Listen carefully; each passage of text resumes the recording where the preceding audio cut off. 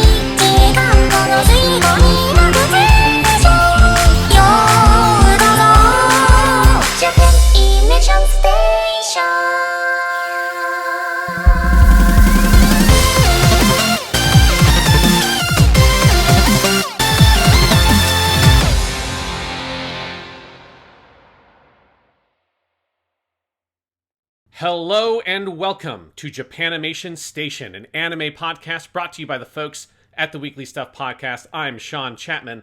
And I'm Jonathan Lack. And we are here to dive into the wild and wacky world of anime by making a brand spanking new podcast. It is hot off the presses. It's still got that new podcast smell. That's right, folks. It's Japanimation Station. It's here. The debut episode, the premiere of our new anime podcast, something that we have been working on either for like a couple of months or all our lives, depending on how you think about it. Indeed. I think all our lives. I think, to quote Morpheus from The Matrix Reloaded, all our lives have led us to this. Indeed. So this is our premiere episode, our number one episode of the podcast. I'm going to assume that probably most people listening to this will be coming over from the Weekly Stuff or Weekly Suit Gundam, but this episode is also designed for, if you have never heard a podcast with me and Jonathan on it, that this is a true intro. So we'll be talking about what the podcast is, who we are, and like our history with anime. Kind of why did we get to this point? What is our history with anime? We'll talk about kind of our perspectives on anime and what interests us about it and kind of our philosophical perspective on it, as well as giving a broad slice of what our interests are with anime with 5 Desert Island Anime. So it's going to be a jam-packed first episode, kind of going over what this podcast is about and what we're interested in with anime. Indeed, and of course we will be starting our first series that we are reviewing next week when we begin our run through the Fullmetal Alchemist animes, first with the 03 anime that deviates from the manga before we move over to Brotherhood. So that is coming next week. Today, as Sean just said, is a more general introduction, and I am excited to tell you guys about ourselves and our thoughts on anime. Exactly. So, Jonathan, who the heck are you? Who the heck am I? Well, my name is Jonathan Lack. I am 29, turning 30 in October, and I'm not happy about that. I am a PhD candidate at the University of Iowa. I am getting my doctorate in cinematic arts, is what they call it there. Sometimes it's called film studies. I study Japanese cinema and animation. I study a lot of things, but those are two things I write about a lot. I also write about video games and some other stuff. But my undergraduate thesis at the University of Colorado was on Hayao Miyazaki and 3 films by him that sort of deal with meta-textual themes of creativity in his work. My master's thesis, also at the University of Colorado, was on Isao Takahata, kind of a sister piece, because they are obviously partners who worked a long time together, up to and including creating Studio Ghibli. And that was the sadder of the two, because that was the one about Isao Takahata and loss in his work, and death and sad things. And you can actually find both of those online. If you're interested, I can send out links to both of those. But those were my major academic works coming into my PhD program. I am currently working on my dissertation, which is tentatively still working on it. I say still working. Started working on it this year, so it's very still. Yeah. I've written some of it. And it is about digital technology and anime in the 21st century and how anime has changed, both formally and then a little bit also on the side of fandom and reception and distribution and things like that. So this is something I think about a lot. Been podcasting with Sean for a long time. That's the other major thing to know about me, is I do a lot of podcasts. And my dog Phoebe is my other podcasting partner. She's behind me right now, sleeping on my bed. You probably won't hear her. If you do hear her, something has probably gone wrong. But she just likes to sleep while we podcast. So there you go. Very, very good. Yes. So you're on your way to becoming the anime professor. Yes. Is the condensed version of that. The anime professor. That's I hope if I ever live to have like a memoir or something, that's what I get to call it. Exactly.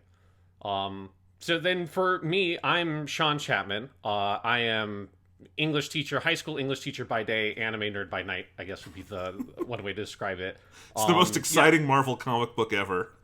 Exactly, yes. It's like, and during the day he teaches you, conventional plot structures in ancient Greek myth, and then at night he watches Kaguya-sama wa Kokurase Tai. It's like the most exciting story possible.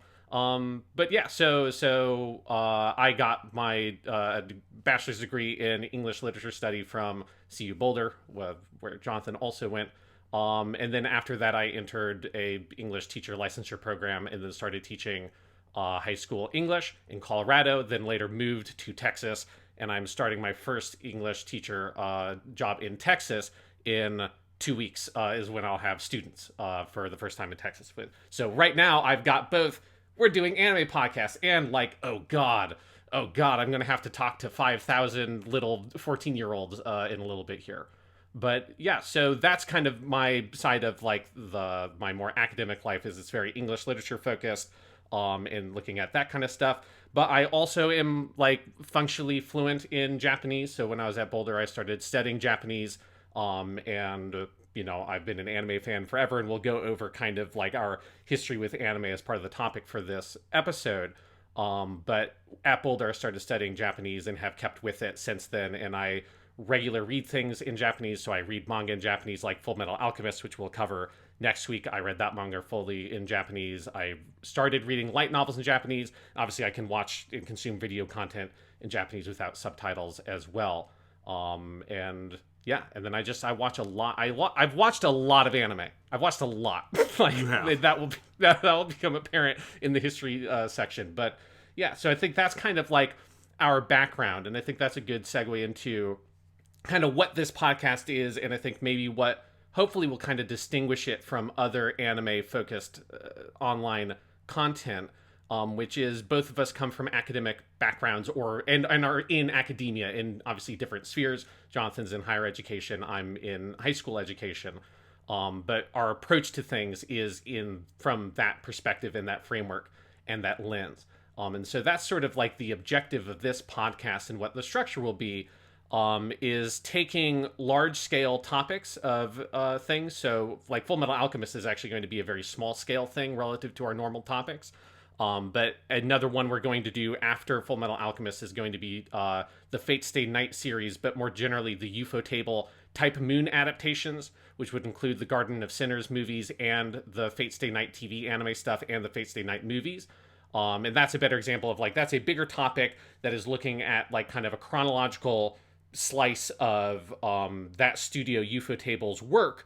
And going through it in a chronological order and sort of putting it in a historical context as we analyze it, hopefully with like kind of our academic chops and our sort of media analysis stuff that we do, while also having fun, right? So it's not just like a egghead podcast, but joking around, having fun with it, but also keeping it grounded in that more kind of academic analytical framework is part of our objective. And so that's why we're doing it as these kind of big topics, almost like season style topics of going through and really going in depth with maybe like a certain studio's output or pick a director or a writer, and just really kind of going in the nitty gritty details and breaking it down and covering that stuff in a long form podcast format. Yes, and when you say academic, I want to be clear. I promise, we're not going to be doing like Deleuzian analysis of Dragon Ball Z. I don't like that to begin with. More just meaning very informed and hopefully intelligently analytical. But, it's not just an academic side. You and I have done various media criticism all our lives. For people who don't know me, the other thing to know about me is I started reviewing movies when I was 10 years old. I worked with a kids section of the Denver Post, which was the big paper in Denver when we were growing up. I guess it still technically exists, but as a husk of itself. And I had a blog and lots of other things, and I wrote movie reviews every day for a long time and wrote about a lot of stuff. So I've always kind of had a media criticism hat that generally, or over time, kind of morphed into the podcast that Sean and I do together. Should we tell them a little bit about the podcast history? Yes. So how long have we been doing podcasts, Jonathan? Over 10 years. Our Yes. main show, the Weekly Stuff podcast, which you can find wherever you get your podcasts, celebrated its 10th anniversary this year, 2022. We started that June 2012. We did a big 10th anniversary episode earlier this year. When I say big, it was 11 hours long. So very big 10th anniversary episode. But we fiddled around with other podcasts before then, and you and I have known each other since we were 14, when we were in 8th grade. Yeah. And we became friends then, and honestly just enjoyed talking about a lot of this kind of stuff, and that gradually turned into, let's record these conversations, and that turned into the podcast, which has gotten better over time, and that's how we got into podcasting. Yeah, so we have been doing podcasts forever. I mean, we've been doing podcasts since, like, late high school, like senior year high school. Probably that was, like, when we started doing the Weekly 10, which I don't know if any of that stuff exists online, or the monthly 10. I actually went through and scrubbed it a couple months ago because I realized there were some places I hadn't scrubbed it yet. The monthly 10. Here, I'll put it in perspective for everyone listening. We've been doing podcasts since podcasts were listened to on iPods. It's true. Yes. Yeah. It's like before either of us had an iPhone. Yes. When we did start doing podcast stuff. Yeah. So we've been at the podcasting game for a long time, but the specific precursor to Japanimation Station isn't Weekly Stuff. It is another podcast we did called Weekly Suit Gundam, which again I think is probably the thing that people are jumping here from, because effectively Weekly Suit Gundam has transformed into Japanimation Station. So if you're a Japanimation Station listener and you're starting with this podcast and have not heard Weekly Suit Gundam, chances are very good that you will be interested in those podcasts, because effectively what Weekly Suit Gundam was I had, after graduating Boulder, I didn't know what to do. I didn't get into the teacher program right away. And so I had a lot of free time while I was trying to figure shit out. And I just watched all of Gundam. I just watched the whole franchise in maybe like 8 to 9 months and got super deep into it. And then desperately needed to talk to somebody about Gundam because it's very good and it's very interesting. And I knew nobody. So I figured, well, if I can't find somebody, I can create somebody. So I planted seeds dutifully over time that eventually blossomed into us doing the Weekly Suit Gundam podcast, which just started its life as us breaking down the original Mobile Suit Gundam TV anime in 5 podcast episode chunks.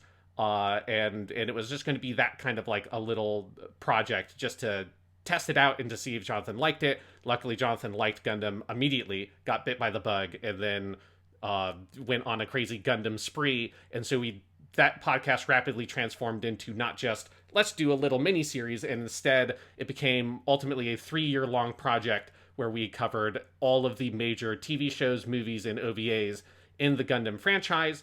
And after 3 years, we caught up, and we were at the end of that road, and we're like, well, what the fuck do we do? And I said, let's do an anime podcast. Indeed. Yeah. Weekly Suit Gundam started as a little summer miniseries, and then it turned into what we called a bonus podcast, and then at the point where it had 60 episodes, I don't think it was a bonus podcast anymore. Weekly Suit Gundam actually outgrew the original podcast in terms of listeners and all of that sort of stuff, so we're very fond of Weekly Suit Gundam, and Weekly Suit Gundam is like a super long version of what we're doing each season on Japanimation Station, right? Yes. I don't... Yeah, our topics on Japanimation Station are not going to be as big as that, because I don't want to spend 3 whole years on one topic for the nature of what this podcast is. Yes, so I honestly, it would be hard to know what else would be that big. Yeah. Because even, like, there's other long-running things, but they wouldn't require as many episodes to break down, because Gundam is long-running across a bunch of smaller series. So, anyway, we loved Weekly Suit Gundam. We loved talking about anime. We had lots of things we wanted to talk about, some of which were Gundam-shaped, some of which weren't. And so, Japanimation Station, there you go. Yeah, like if I were to identify the seed at which, because originally I guess the idea was to do the Tomino podcast topic, which is going to be one of the first big topics we'll do on Japanimation Station, is covering the non-Gundam works by Yoshiyuki Tomino, who's the creator and main director for the Gundam franchise, who also did a lot of non-Gundam stuff that is also fantastic, some of which I've watched. That was kind of part of the original idea, but for me, when we did the Kimetsu no Yaiba or Demon Slayer episodes, like that ignited something in me of like, oh, those episodes were so much fun to record because we took our kind of Weekly Suit Gundam style and applied it to such a different kind of show, a big battle shonen thing, and had so much fun doing that, that I was like, we need to eventually, this will have to be an anime podcast. So then I also started at that point planting my little seeds to be like, eventually I'm going to make sure that this becomes an anime podcast. So I did things like read the Fullmetal Alchemist manga, knowing eventually, hey, this will be a good way to get Jonathan to make sure. I thought that Jonathan would be receptive to doing the anime podcast, but if it means that we'll do a Fullmetal Alchemist episode, we're 100% guaranteed he'll be in on that idea. Yes, that's one of the anime I had seen and Sean hasn't, which is actually somewhat rare at this point. Yeah. So, yes, that's part of the excitement of getting started with that. Yeah. So I think that covers most of our general intro kind of stuff. Again, for people who are listening and want to make sure you're keeping up, the first full topic-based episode of Japanimation Station next week will be the original 2003-2004 Fullmetal Alchemist. So if you want to watch along with us and keep up with that, that's what that topic's going to be. But with, I think, that kind of tease of Jonathan was way into Fullmetal Alchemist and watched it back in the day, but I didn't. I think that's a good segue into one of our first major topics for today's episode, which is our history with anime. About how did we kind of get started? How did we find our way into the world of anime? And how did our relationship with anime change over the years? Because one thing I've always found very interesting is that even though we've been friends for forever, and we're the same age, and we both grew up during the late 90s, early 2000s anime boom in America, I feel like our relationship with anime is started in very, very different places, and I've always found it very interesting. It really did. I mean, so should I go first and just say some of my backstory? Yeah. I mean, it's kind of funny when you talk about being a kid in the 90s, because my initial exposures to anime would be things I didn't know were anime, right? Uh-huh. Because, weren't online. I'm just watching TV. It's all on Kids WB or Cartoon Network or Toonami, anything like that. And it's all just shows, and it's not necessary. And especially, in the 90s, a lot of anime specifically disguised itself and tried to hide its Japaneseness. Yeah. Which is very funny when you look at it versus today, where, the Japaneseness is a point of pride. The major streaming service in the US is called Crunchyroll. It's trying to indicate some kind of Japaneseness there. But that's not, what it was back in the day. I think the first anime I got into was probably just the Pokemon show that was on Kids WB, and everybody watched Pokemon back then. It was ubiquitous. The games were huge. Pokemon was huge. It was on every day when I got home from school, and I remember it was a 4 p.m. syndicated spot, and I would always get home and I would watch the episode of Pokemon religiously. I would tape it. For the kids out there, that meant you would put a VHS tape in your player and you would record it. It would record the episode onto the VHS tape, and then you would watch it later. And if you don't know what a VHS tape is, just Google it. They were weird. But anyway, so Pokemon was probably the first thing. But I don't think I consciously knew Pokemon was this thing from Japan. Because Pokemon really disguised itself. It changed all the names to be less culturally specific. He's Satoshi in Japanese, and he's Ash Ketchum in English, which is not necessarily an English name, but it's a not Japanese name. I always remember in Pokemon that when Brock would make them rice balls or onigiri, they would call them jelly donuts without changing the animation, which is one of the funniest fucking things. Another anime I got obsessed with when I was very young was Yu-Gi-Oh! When it was first airing on, that was also a Kids WB show. I think I watched less Toonami than I did some of the Kids WB stuff. But I was super big into Yu-Gi-Oh! And I do specifically remember being online as a kid, which back then was not something you did all the time. It was specific maybe times of the day or week you would use the internet. And learning about Yu-Gi-Oh's Japanese origins and then being really shocked, not necessarily that it was Japanese, but that it was so different, because that's when I first learned, because Yu-Gi-Oh! Is a very edited anime in the US. Yeah. And I learned about all these differences in the original anime, and I was fascinated, and I... Like, you mean Joey Wheeler's not Joey Wheeler, and he's not from Brooklyn, and he's Yeah. Junochi? What the hell is this? And it would be like, the Shadow Realm isn't a thing? Oh, those chainsaws weren't blue glowing discs, they were actual chainsaws going to cut Yugi's legs off? It was that kind of stuff. And, then that is something that led me down the path of, like, bootlegging DVDs on eBay to try to see the original versions, because it was hard to torrent stuff back then, and that's kind of how your access would be. So that's kind of one trajectory. But honestly, in terms of getting into something anime related as anime, as a Japanese thing, it was manga for me. Manga was more my entree into the world of anime than anime itself, which I think is weird for a lot of Westerners. But I guess I just was born at the right moment and was interested in the right things. That Viz, the company in the US that publishes a lot of manga, I say a lot, they publish the most manga of anyone in the US now. Yeah. But they had really started getting into that game, and they started a monthly print magazine in the US called Shonen Jump, based on Weekly Shonen Jump, which is the major manga it's the biggest manga magazine in Japan, but there's many manga magazines. Yeah. And it would publish, manga from Weekly Jump. At that point, they were not doing anything like simulcast or anything. It was older. They had Dragon Ball, they had One Piece, they had Naruto. Some of it was ongoing, but they were obviously very far behind. And I really got into that because of Yu-Gi-Oh! Yu-Gi-Oh! Was the thing that, like, when I learned that Yu-Gi-Oh! Was different in Japanese, I learned about the manga, and then Monthly Jump had just started, and I got into it that way.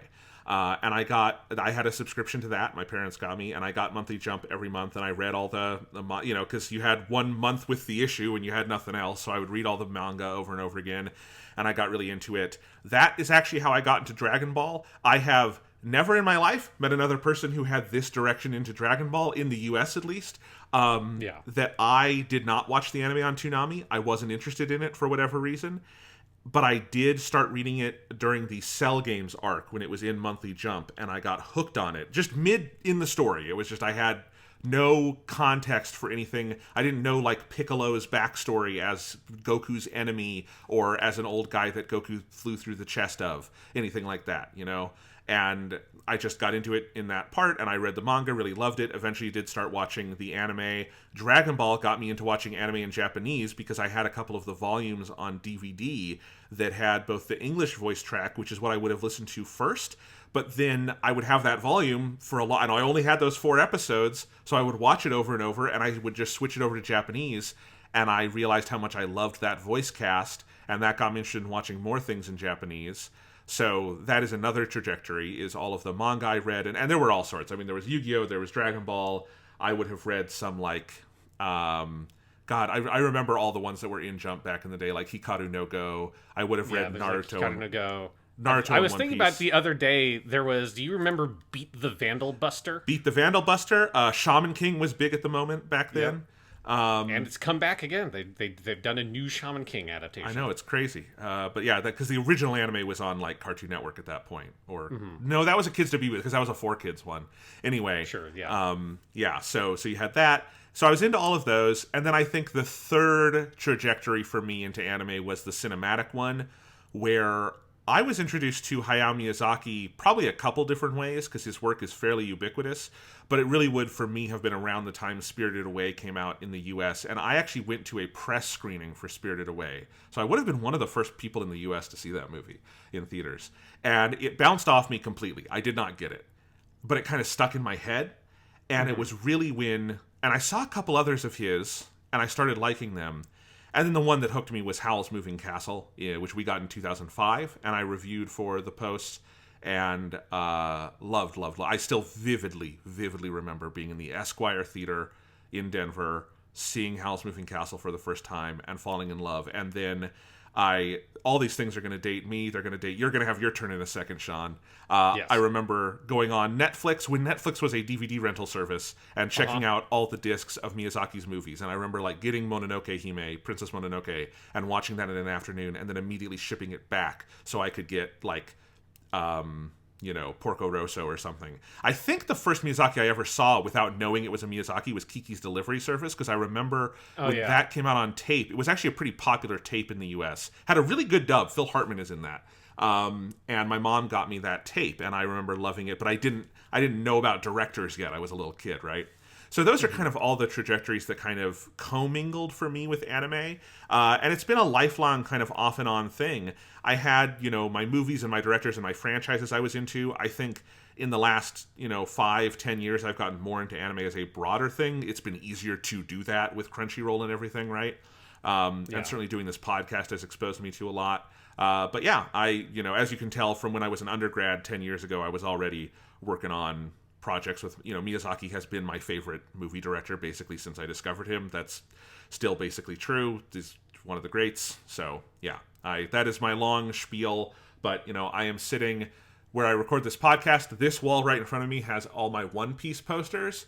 I have all the wanted handbills for Luffy and Nami and everyone up here. I have Dragon Ball posters there. Out in the other room I have a bunch of posters. I've got a manga shelf next to me with my Yu-Gi-Oh! Gundam manga. Death Note. Death Note was a big one for me. Death Note is one of the first anime I watched fan subbed when it was coming out. Mm-hmm. And so in my memory, Light swears a lot. He doesn't. But in the fan subs, he said fuck all the time. Yeah. Oh, the old fan sub days. We'll talk about that later. This is the thing that I've just always been fascinated with, Jonathan, is that because I do feel like I don't know anybody else who got into this world from that angle of primarily manga, and then Ghibli, kind of at the same time, right? And those kind of two angles, because for me, I feel like probably my entry point is a lot more sort of standard for people our age, which is Toonami. That's what it was for me. Is for people who don't know, Toonami back in the day, and it has come back. They've done multiple revivals, and I think there's still whatever version of Toonami exists now is still around on Cartoon Network. But back in the day, you had Cartoon Network, which was brand new. The idea of having an entire channel that only showed animation was a novel concept. And so Cartoon Network was a fairly brand new thing. And then they started doing a late night. I mean, I say late night if you're a little kid, right? After dinner, 7 o'clock kind of thing. Scheduling block of basically it was all Japanese animation. I suspect, like you, Jonathan, I didn't know at the time. I don't think I would have been conscious of, this is from the island nation of Japan, and I know what that is and what that implies. I don't know at what point I discovered some of that kind of stuff. But I think slowly you started to realize, Dragon Ball is a thing that has actually been out forever. And there's all this, there's a GT and that kind of stuff. That's probably around the time I started to realize, this is foreign and this is kind of from a different place. But Toonami was a thing that aired at 7 o'clock-ish on weekdays and stuff, and then you had this whole programming block that had a framework where you had Tom the robot, who was a little robot that flew around in space with a cool AI lady, and cut together sick anime promos with Optimus Prime.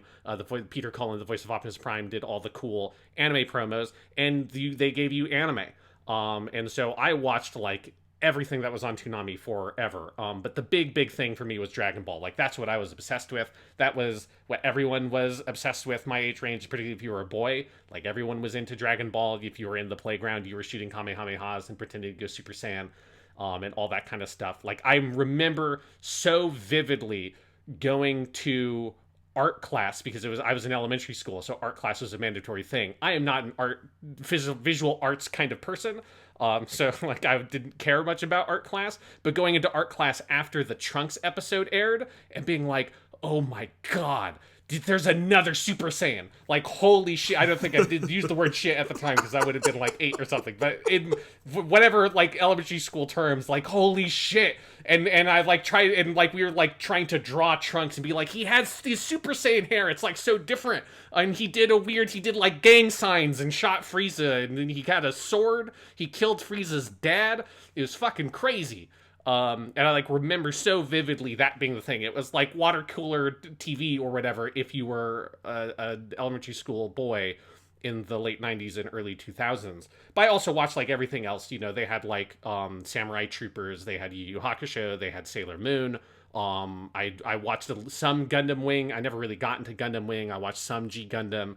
But I at least like touched everything, including eventually they started putting in non-anime stuff, but was like anime adjacent or anime inspired, like Samurai Jack and Megas XLR. But yeah, I watched all that kind of stuff obsessively as a kid, and was super, super into it.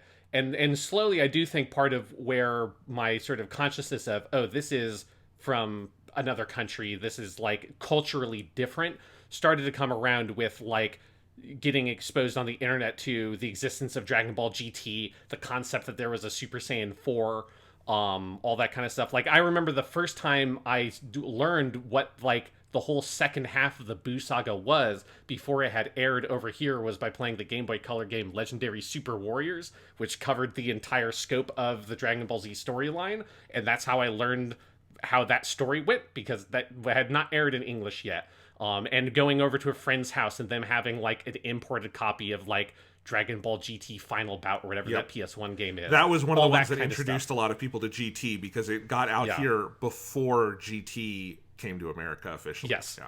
Yeah. So you just saw this is like, why is there little kid Goku is here and he can go Super Saiyan? Like, it's just and all the weird different kind of fusions, and then also weird like fan mods online for different stuff where fan created characters. So Dragon Ball was like my big obsession as a kid.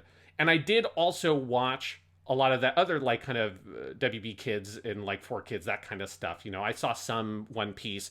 I was very into Digimon, and not realizing how butchered that version of Digimon is. If we ever do a Digimon adventure topic, which would be fun to do to cover that show, we'll have to at least watch the first episode with the English dub version just to see how wildly different it is in tone and style, and how much you can change a show without like just animating a brand new TV show.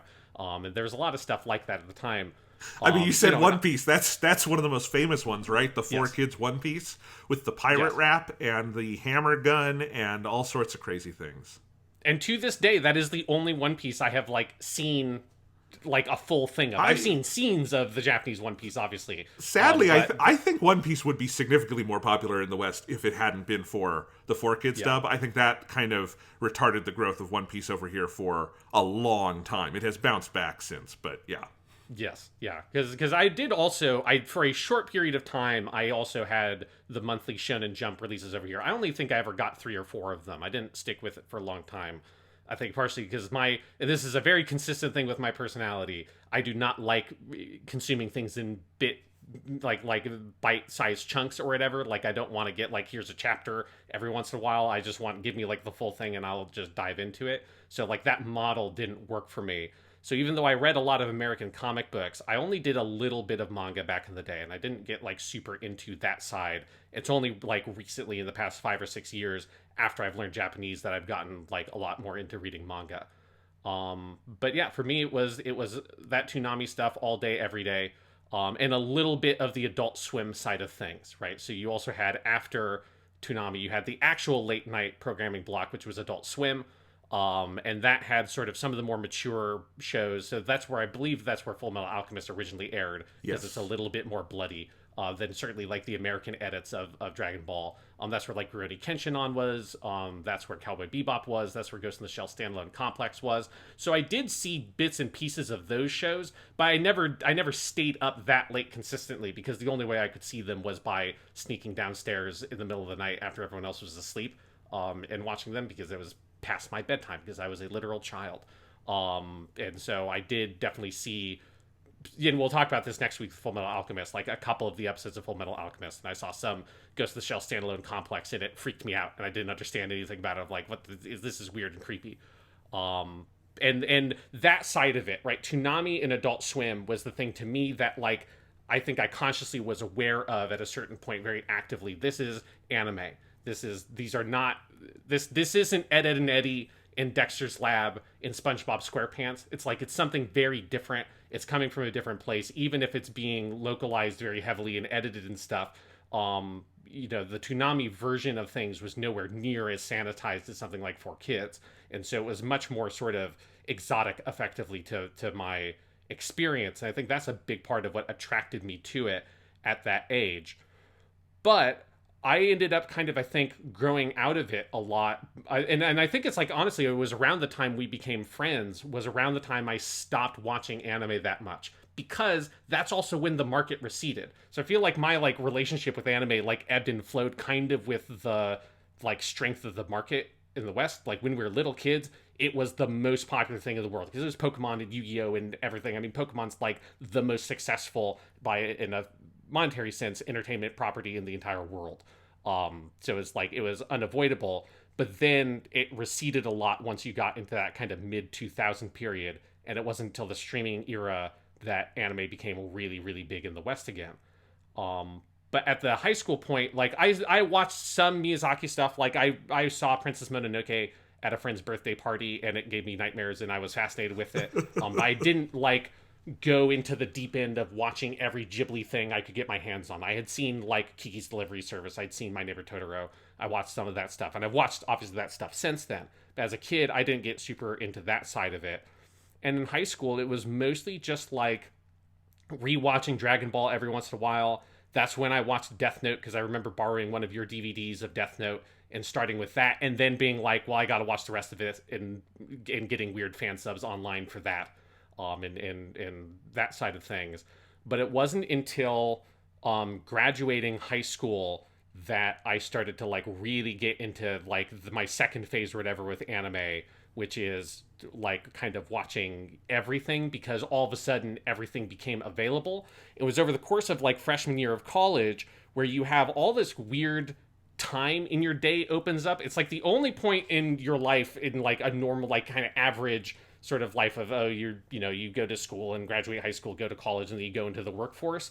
The only period where you have this like, here's a random 1 hour of the day in the middle of the afternoon that just like you have nothing to do. College is the only time that happens to you. So it's like I had all those weird pockets of free time opened up, and I filled all those weird pockets of free time with anime. And so I watched like Dragon Ball Kai, because that had just finished airing, and so I was watching like all the English dubs, because I typically didn't watch a lot of Japanese anime stuff. I would watch Japanese movies and obviously watch them in Japanese, like Seven Samurai and stuff like that. But anime was something I usually watched still with the English dub, because it's what I had grown up with and what I was used to. So I watched that. I rewatched Yu Yu Hakusho. I rewatched Rurouni Kenshin. And I think it was when I started watching Bleach is where, because I had never seen Bleach before, but it fit very neatly into I like shonen battle stuff. Let me watch Bleach. And I hit a certain point where the English version of Bleach ran out, but there was like 200 something episodes of Japanese Bleach that was still out there. And so I switched over, and there was something about being able to watch the Japanese version without having like a nostalgic existing affection for the English dub like I did for Dragon Ball and Yu Yu Hakusho, where I had a decade plus of memories of association with those dubs, that I was able to very clearly see, oh no, this is way better. Like the Bleach dub is good. It is a good English dub, but the Japanese voice cast is a lot better. And so I got into Bleach, watched that, and then I became very ferocious. And that's when I watched Naruto. And so I started watching a lot of that kind of big stuff. And I think for me, the biggest turning point was when I watched a show that is a very weird little show called Kore wa Zombie desu ka? Or Is This a Zombie? Which is a completely off the walls, like crazy weird comedy show that's just fucking nuts. It's absolutely nuts. And I remember watching it, and it was, just a 24 episode thing, basically 2 cours or 2 seasons of anime. And I watched it on Hulu, because Hulu had all the weird shit. And being so fascinated by how utterly alien Kore wa Zombie desu ka was. Because, in high school, instead of watching anime, I watched a lot of, like, American TV stuff, like Lost in 24 and Breaking Bad, and I watched X-Files and, like, Buffy the Vampire Slayer. Like, that was a big part of my media diet in high school. And so watching this, like, utterly insane show that defied all your preconceived notions about, like, what a story would be, how you would structure it, being able to have like watch an entire show over the course of a couple of days and get like the full content of its story, rather than having it like sort of spooled out to you over the course of hundreds of episodes of anime, or like weird 24 episode seasons with hour-long episodes, which is kind of more that classic American TV model. And just getting this, like, it felt like someone taking insanity into a syringe and just shooting it into your veins. And that was where I think my like horizons exploded with anime, and realizing one of the primary appealing factors to me is that it can be absolutely anything. It can be any genre. It can stylistically do whatever it wants. It can tackle any premise. If you can think of it, anime can do it. And obviously this is like true of manga as well. And that's where I then, because it was all available on streaming stuff, and Crunchyroll was coming in and Hulu was there, Netflix started getting anime at that point. I watched like everything I could get my hands on, and just like everything. And so I watched a shit ton of anime over the course of college, and that's what led me into eventually taking Japanese language classes, because I was so fascinated both by like the actual product and like what it reflected about the culture and the language and stuff of Japan. And so one of the things that was fun about watching anime was trying to sort of figure out, what are characters saying? Like, what are these common phrases and terms and expressions that you hear, and how do you associate it with the subtitles to be able to kind of deduce what is happening linguistically? Since, you know, I was also taking English literature, I've always been interested in language. And so then once that started happening, that meant that even if I watched a really shitty trash anime, it still was interesting from like a language perspective, because I could still like sort of get something from it. So I just watched everything I could get my hands on.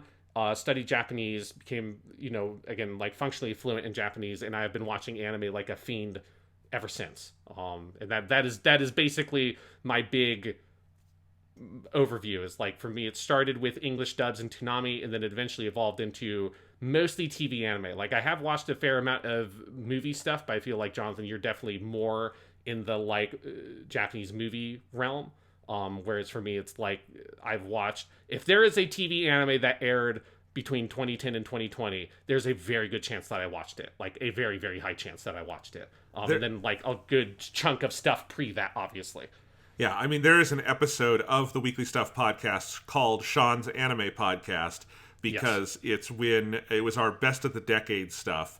And we did an episode that was the best anime of the decade that wasn't even supposed to, it was supposed to be a segment of another episode. And Sean filibustered for so long. He monologued for so long. We cut it out and made it its own episode. It's episode 312 from January 2020. You will hear Sean talk about 50 plus different anime from the 2010s. It's a good primer on anime from the 2010s. And you kind of went up through college stuff. I didn't quite go that far when I was talking, because I also got just very into Japanese cinema, especially once I entered the film program at the University of Colorado.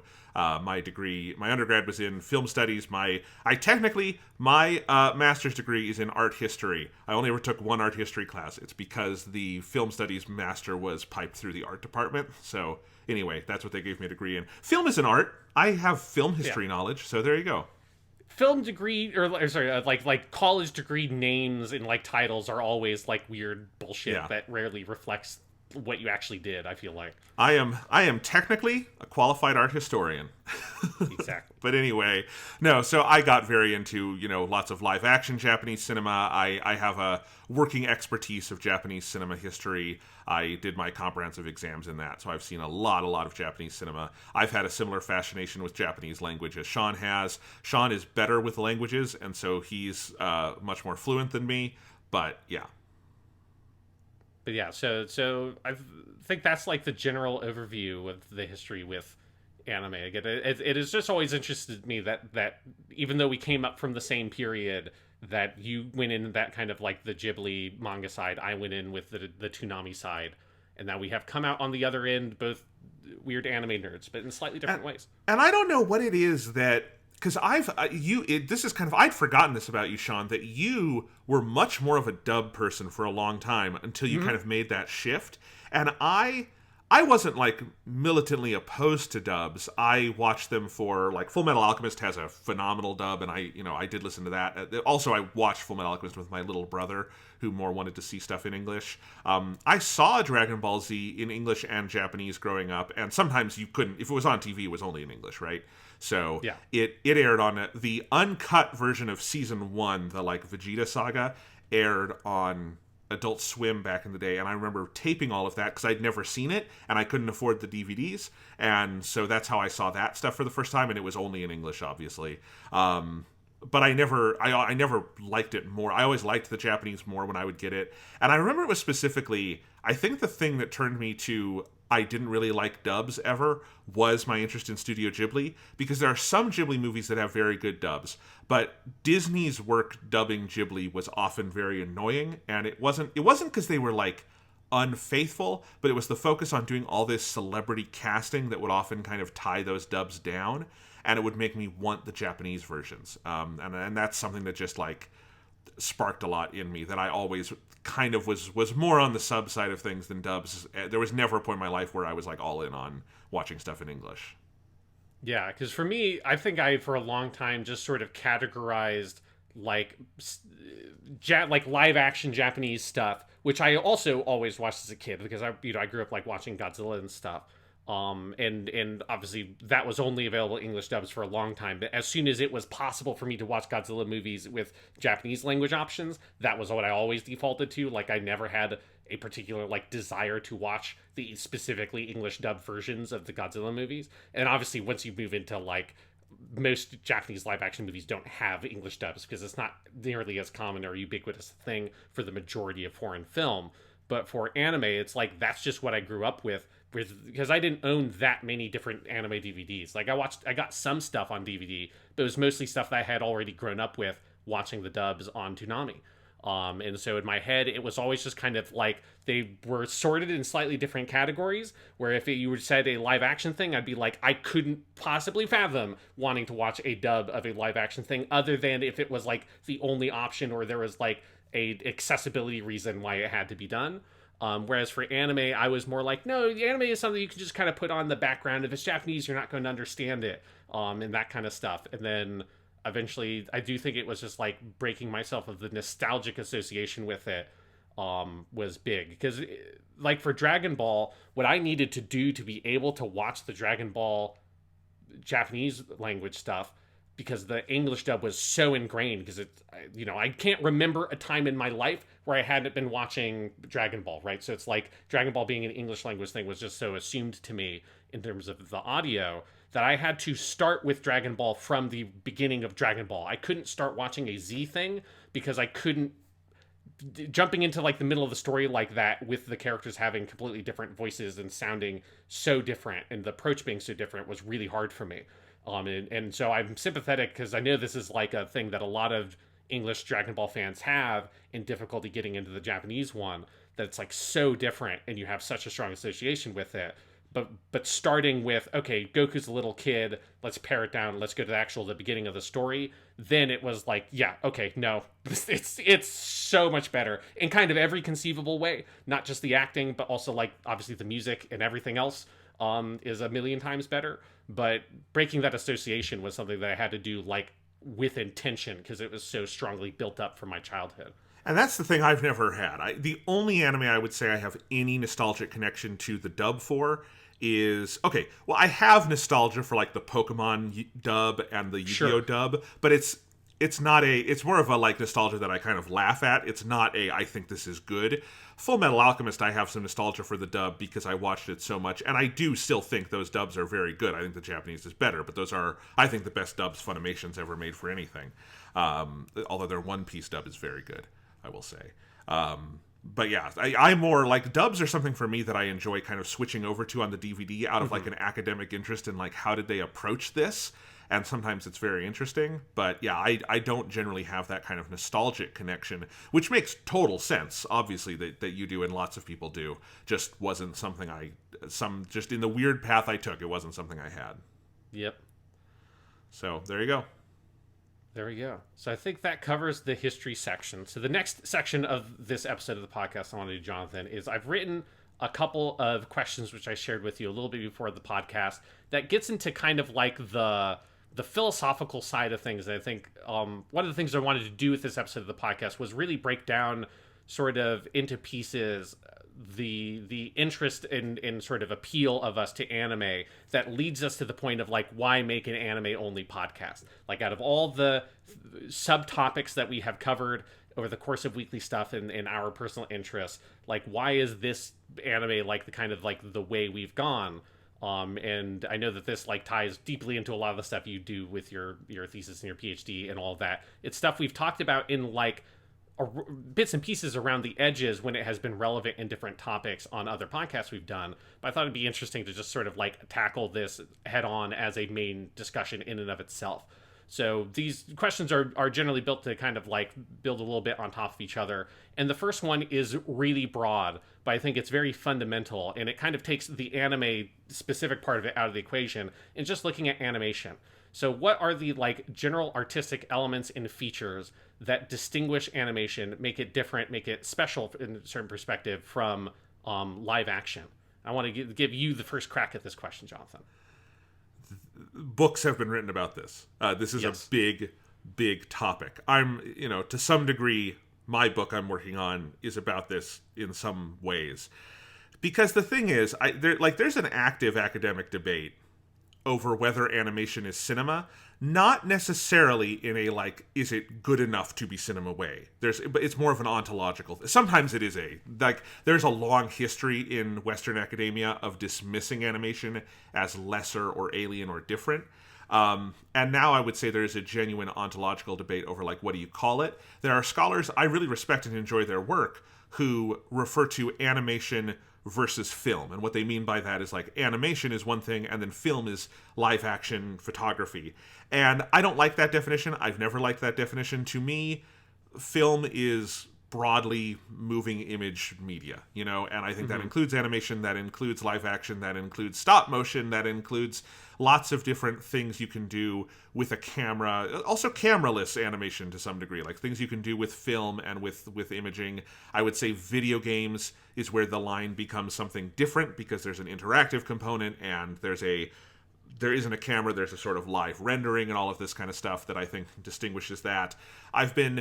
Everybody kind of has a different model for how they conceive of animation versus live action and like what they call cinema. And some people have their model as animation is just a separate thing. Some of them have it included, but in a weird way. There is a whole kind of turn in film theory that has happened in the 90s and 2000s, especially once digital becomes big. There are some theorists who go in a more radical direction and say animation is actually the supreme thing, because all film is animation. All film is an illusion of still images strung together at a speed sufficient to create the illusion of motion. And so animation is the original thing. And there is actually good historical data for this too. People were creating what we would now see as animations before you were able to create photographed film in that sense. And so there is that. There are scholars who take Lev Manovich is one of them. Alan Cholodenko is another one, who go on this kind of extreme path of saying all cinema is kind of a subset of animation, and animation is the purest thing. I don't really subscribe to that either. I've been thinking, I think the way I'm going to introduce this in the introduction to my dissertation, because everyone, like I said, has their different models, I really think of cinema as like a solar system, and there is like the sun at the center of it, that is some imagined ideal of film that we will never touch and we will always debate about and we will never actually be able to access because it burns hot and is impossible to get to, right? The classic, the Platonic approach. Right. There, yes, the Platonic thing, that's like what Bazan does with film, the myth of total cinema. And then around that sun orbit all these different things. And there's a planet that is like classical Hollywood cinema. There's a planet that is avant-garde filmmaking. There is a planet that is animation, but maybe there's a planet that's Western animation, which we'll talk about later is much more of a genre, and there's a planet that is anime, which is much more of can be anything at once, right? And I just think of like, and then there's, your moons and your asteroids and all sorts of things, and they're all kind of orbiting this ideal, but they're different because of their orbital position. I think that's the best this is a very theoretical approach. When it comes to getting into the actual nitty-gritty that it matters to people, what distinguishes animation from live action, I really do think at its best it is the sort of freedom of animation. And in the West, that is often taken to mean fantasy. Now, there's plenty of fantasy in anime as well, obviously, and like doing impossible things. And I think that is a wonderful possibility of animation. And it's been, a great thing throughout the history of animation, from the early days of, Disney and Fleischer Studios to now with, anime being much more predominant.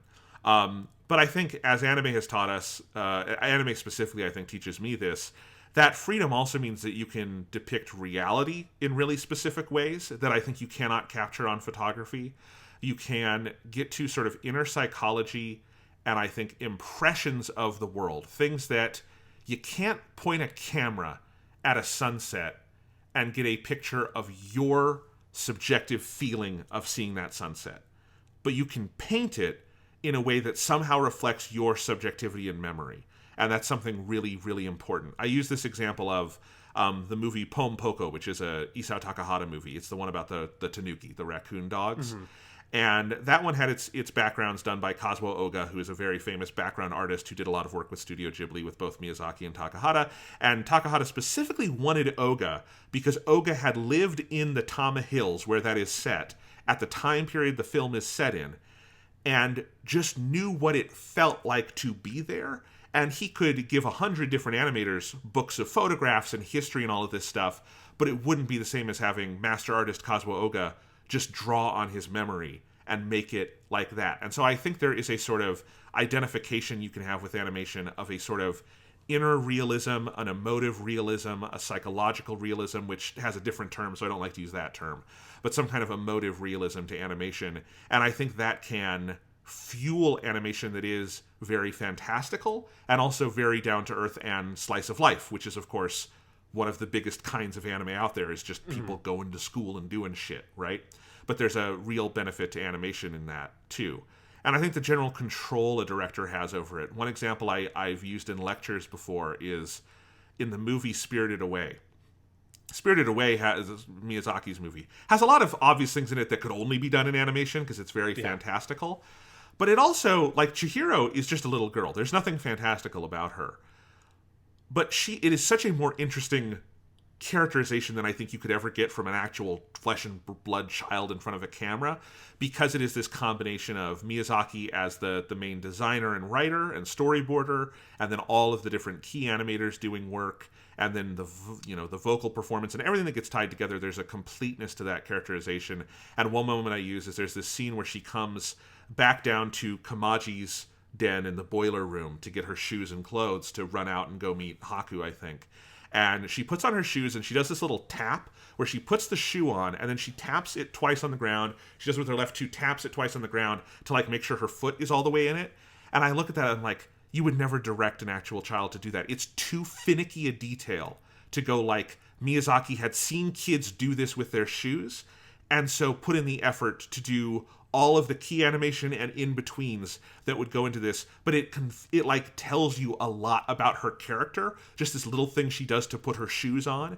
And those kind of details are things that I think actually, ironically, because it's not real, get captured from reality more because of the degree of consideration that has to go in. So those are some of my opening salvo thoughts. Yeah, and that covers a lot of like my feelings as well, and specifically I think the thing about animation that is so compelling is that it is this kind of, it's impressionistic or expressionistic, whichever angle you want to take those terms at, but it is an artistic representation of what the artists are trying to depict for the audience, rather than, and it's something that everything has to be created, right? And I think that is, like, to me, the most powerful thing about it. It's something of, like, because when I was writing up these questions, one of the things that occurred to me was that there is a similarity between animation and video games in that way, that is like sometimes I have a similar response to both video games and animation, where there's like a miraculous quality to the fact that this thing exists. Like there's a element of it of where I'm like, I don't understand how this got made. Like all the different people and all the different crafts that have to come together for the thing to exist in any form at all is like kind of beyond the scope of what I can really comprehend, compared to live action, where it's like, if I wanted to, I've got an iPhone camera, I've got basic editing software. Like, I can go shoot a live action movie. Like, I can take my camera and I can go somewhere and I can get film and I can edit it together. And it's like, obviously it takes a huge amount of skill and artistry and talent to make good stuff out of live action.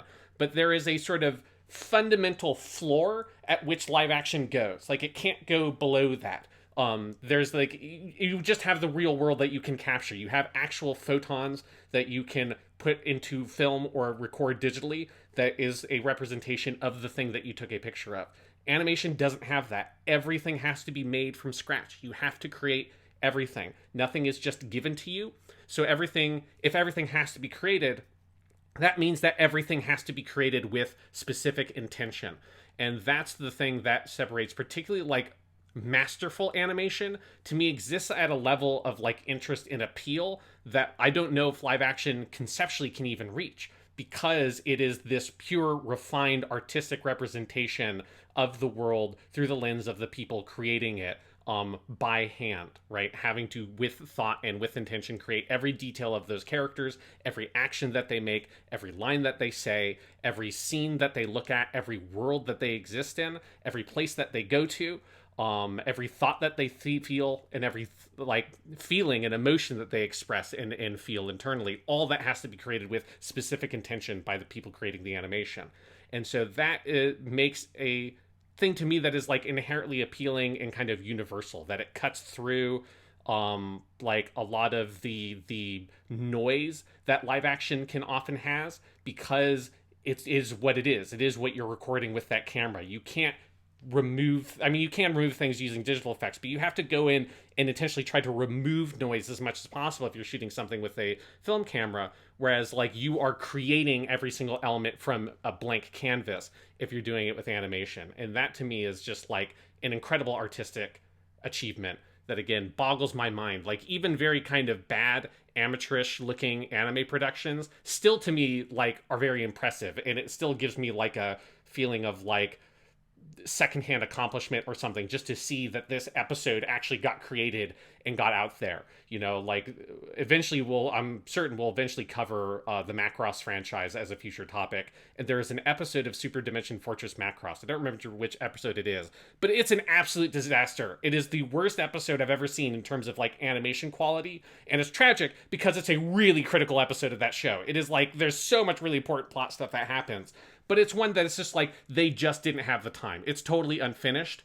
And even watching that, and almost because it is in this like skeletal form that you're getting it in, you look at it, you're like, God, it's a miracle. Like, because all of this was, someone had to sit down and create all of this. Someone had to draw this. Someone had to think up all of this stuff. Someone had to, come up with in their mind's eye how to draw and represent this background so that it would be something recognizable to a person. Because you didn't just go to a forest and take a picture or something like that, And so that kind of stuff, and that sort of ultimate artistic expression of animation within the world of film and moving images and that kind of stuff is what to me is like the most appealing element about it.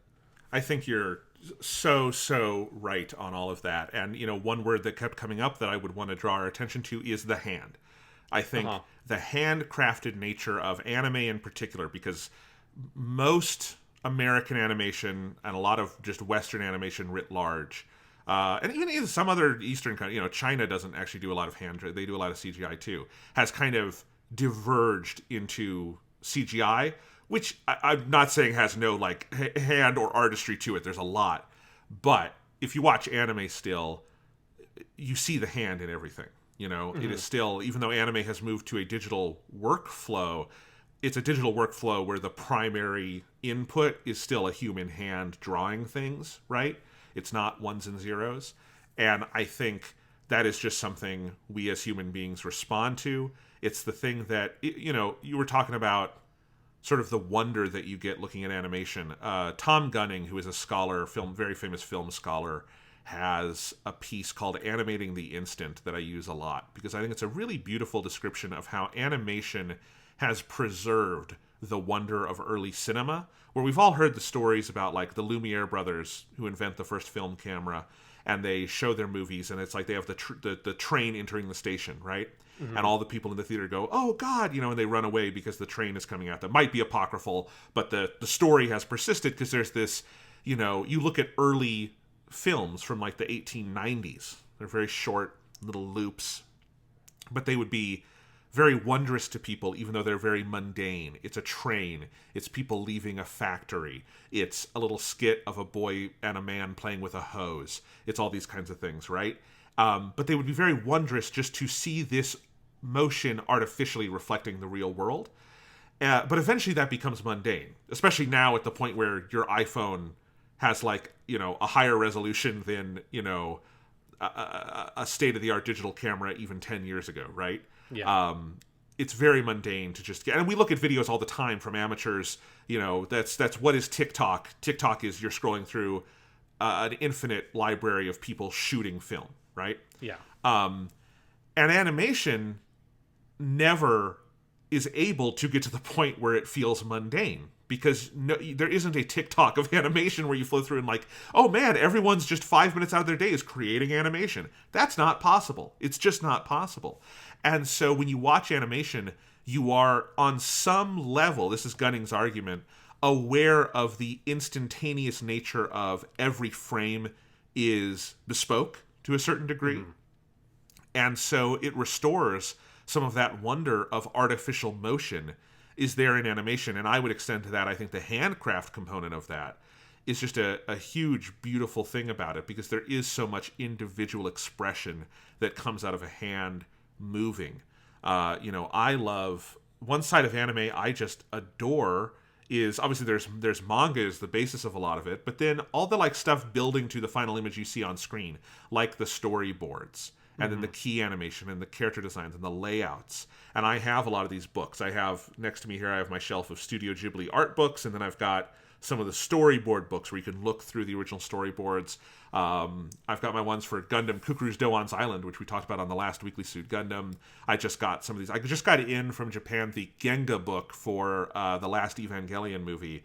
Genga is the Japanese word that basically we call key animation. And just all these layouts from the film and key animation moments. And I love seeing that because I love the closeness to the original hand of the artist. And it's a kind of expression that comes out in all of this. Even in stuff that there's no reason that it needs to be animated on like an intrinsic level. Like we mentioned Kaguya-sama, Love is War earlier. You can tell a story about two kids in high school with live action. That's easy, right? They've done it. There is a live action version of yes, Kaguya-sama. There is. But why is it a manga and then why is it an anime? Because to actually do what they're trying to go for there, the kind of like lived internal reality of these kind of nerdy, frankly kind of loser high school students who are, horribly anxious about confessing their love to each other and see the world in these exaggerated terms. How do you do that? And then how do you realize the comedy of it? Well, the actual answer is you can only do that in animation. You can only do that through the kind of subjectivity that animation gives you. I have not seen those Kaguya-sama live-action movies. I assume they pale in comparison to the manga and anime. Yeah, or they have to be fundamentally different things. Yes. Because as you say, you can do certain amounts of, expressing subjectivity in live action, but it's so much work has to be done to do it in live action relative to animation. Like, you have to do so much to try to convey that.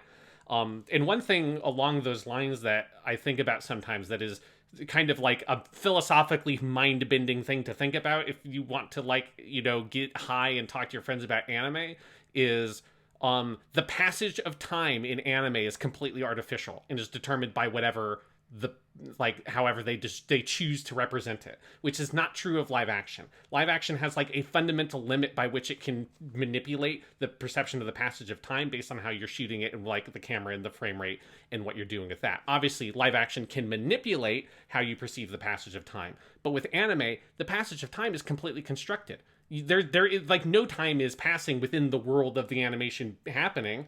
You're just seeing a representation of what's happening in that world as presented to you through the artistry of the animators and the background artists and everybody else involved in creating the final image. But that's one of those things of where I think sometimes you look at live action directors, and I was thinking about this with Man of Steel. with Zack Snyder, who obviously takes a lot visually from anime in a lot of places, and how much work Zack Snyder has to do as a director to try to do some of like the slow down, speed up, ramp up, all that kind of stuff to get the fluid, constantly changing nature of time that anime has. And he, like, in Man of Steel specifically, he basically, pays homage to or rips off, depending on how far you want to take the accusation. But he takes from an anime called Birdie the Mighty. Like some of the action sequences are basically just those action sequences from Birdie the Mighty, but how much he has to do as a director to try to make the time of it make any sense. Whereas with like anime, it's just all nonsense. There is no time. It can be happening at whatever speed you want it to be. Things can happen as many times as you want it to be, as any angles, in any way you want to represent it, because none of it is real and all of it is manufactured. And it's one of those things where time is so flexible in anime, and you never think about it because you never have to think about it. But it is one of those things of artifice that anime can play with, that if you're a live action director, you have to do a lot of work thinking up a setup and thinking up a language to communicate it to the audience, because it's going to be very alien if you're trying to treat time as flexibly in live action as animation does, as a like matter of fact of its very existence. It's very true. And, we're in Man of Steel is an interesting example here, because we're in a moment, very interestingly, that animation and live action are converging in a lot of ways, right? Yeah. And this is part of like Lev Manovich's argument with digital cinema, is that digital cinema kind of reveals live action as a subset of animation, because suddenly in a digital era, so much of cinema becomes animated. And that's, been very true, obviously, in the 2000s with the proliferation of CGI. But, I think a lot of... So, for instance, we have talked a lot on the Weekly Stuff podcast about how bad the Marvel Cinematic Universe movies have looked over the last couple of years. And there's a lot of practical reasons for that, of just they horribly underpay and overwork their VFX artists. They don't necessarily hire directors who have a background with special effects. Their pipeline just isn't very good. But part of that is, I think there's just a general lack of understanding of how to do the kind of compositing work that is the actual fundamental essence of like anime animation, which is images layered, a background and a character layer and a special effects layer and all sorts of things, right? All animation, hand-drawn animation, is all compositing, and it has been since the beginning. It's the animation stand is the original, thing where you would build a table and you would put your background and your cell layer, and then you would point a big 35mm camera down from the ceiling. Walt Disney invented the multiplane camera, which was a variant of this, where you would separate them on panes of glass. And then now you do it all in the computer, but it's all compositing, and you have to be good at that, or else there's no animation. And I think Hollywood has struggled mightily with figuring out how to make compositing look good with all these mixed media layers of live action photography and CGI and video screens and whatever else they're using. Yeah, it's very, very true. I think the last thing I want to hit on with this question before we move on to the next one, and it's something that I think we both hinted at a little bit in our like opening spiels, but I do want to pay particular attention to, because I think it's a thing that's easy to overlook in animation, and it's something that when we've been doing Weekly Suit Gundam, we have to remind ourselves often, is with characters and acting, that like obviously the voice acting is a big part of it, but that those characters are acted by the animators, right? Who create the expressions and the body language that character inhabits. And that's one of those things, looking at like what are the elements and features that distinguish animation from live action. I think one of the biggest things, and this is true of all animation, to the point that it's one of like the main sort of, I forget what it's like, the principles or whatever that Disney animators learn, is appeal, and it's character appeal, right? It is that like these characters appeal to you because you create these performances out of them, and you must create appealing characters. And when you think about an anime, like how much emotion can be expressed by the shift in like the position and like shape of a character's eye, and how much clarity there can be to that emotional expression, because it's something that has to be refined and created by an artist. And that's one of those things that, when I said earlier with like live action, comes with all of this noise. Like there's a lot of noise that, and this is not an inherently bad thing, it just is what it is. There's a lot of noise, which is like sort of unnecessary information used to communicate emotional states by an actual real world person acting out a thing in live action, or just out in the world, because there's so much information being expressed by like the micro movements and all the expressions and the way that people hold their body. There's so much information that gets put out by the way that you observe a real world person, that some of that might be information that you're trying to communicate narratively. Some of it might be kind of noise that is getting in the way of getting the clarity of what you're trying to express. And animation fundamentally doesn't have that problem. It only has that problem if the person doing it is bad at doing it. But a skilled animator is able to create in just 2 frames of animation, like a whole emotional state that is expressed in such a like direct, potent way to the audience, that is one of those things of like appealing characters and characters that act and express emotion, is one of those things that I think is, to me, and I suspect to most people, is the gateway that gets you into being so interested in animation beyond lots of other mediums, is because of the ways that characters kind of jump out of the screen at you, and even though they aren't real people, they feel bigger and more real than an actual person does. Yeah, this is what Disney was so good at. This is like I think the greatest contribution the Walt Disney Studio made in their early days, is because the term you used there, the appeal, that comes from the book The Illusion of Life, which is by Frank Thomas and Ollie Johnston, and they were 2 of Disney's 9 old men, the like lead animators in the early days. And that book is sort of an animation Bible. If you've never read it, it was basically their attempt, realizing that they and a lot of their peers were getting older and weren't going to be around forever, to put down all this institutional knowledge they'd gained before they were gone, basically. And the book breaks down 12 principles of animation. That's where also you hear the terms like squash and stretch, the idea of the kind of movability of characters, anticipation, staging, and then the final one is appeal, which they say would be like charisma in live action. And I think you look back at, because Disney's shorts have a fairly high difference from their their feature length movies. A little bit of this happens in the Silly Symphonies, but like with Snow White, they move into this focus on naturalism and a lot of what they would call realism in animation, which is not necessarily there's lots of fantasy in there, but trying to make the characters feel like there's some kind of realism to them. And like they move with an actual weight and momentum. Because if you watch a lot of like really, really early animation, like Betty Boop cartoons and that kind of stuff, like a lot of like sort of like either like with Disney, early Walt Disney animation, or sometimes like or before it, characters typically didn't like maintain clear momentum in their movement and stuff like that. And it's a thing you take for granted, is how it's like all the secondary motion and things like that happen with the squash and stretch and all the techniques they developed. And that's like what they mean by realism, is that like there is a real world weight and momentum to how these things move. Even if it's a fantastical creature, even if it's a dragon, the dragon obeys what feels like an accurate representation of the laws of physics to a way that makes it feel real to the audience. Yeah, and I would say, you look at Disney's like quintet, their first 5 like pre-war features, which is Snow White, Pinocchio, Bambi, Fantasia, and Dumbo. There is this real mastery of these techniques that is on, like, those are masterpieces of animation, not necessarily for the story or anything, just because the animation is so like drop dead. Oh my god. And I think there's some post-war ones that rise to that level as well, but like Sleeping Beauty is probably the best. But you learn a lot by looking at those, and those are often cited by Japanese animators because they're breakthroughs in a lot of ways. Disney had the money to give the animators the time and space to do this, right? Which not everyone else. I mean, Disney was the only feature game in town. Fleischer and Warner Brothers did not make features in animation, so that's part of why those are so different. Yeah.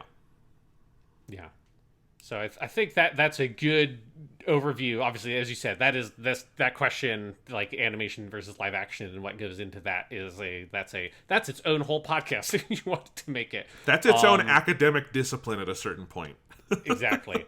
But I think that covers sort of the general, like, I hope that gives people sort of a sense of where our thoughts and perspectives come down on that kind of stuff. So let's move on to the next question, which now this gets into specifically anime.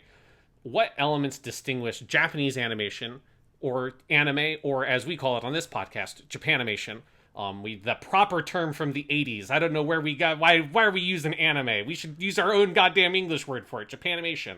Well, in Japan they call it Japanimation. In Japan, anime is all animation, and Japanimation is the word specifically for Japanese-made animation, and in the West we tend to mean Japanese animation by anime, although it is a fraught term with a lot of possible meanings. Yes. But like the Japanimation was also used pretty heavily over here in the 80s. That's true. Which Yeah. I always find very funny. And they're when I looked around online when I came up with the title Japanimation Station, and I was curious because I Googled in English, nobody has this name, right? And nobody did. I was like, I should check a Japanese also just in case to see. And I saw a bunch of people who were like, apparently it was a thing where people thought that like Americans still called anime Japanimation, and they were surprised to learn no, it's not. They don't call it Japanimation anymore. This was like, what? I just always thought that they called it Japanimation. Crazy.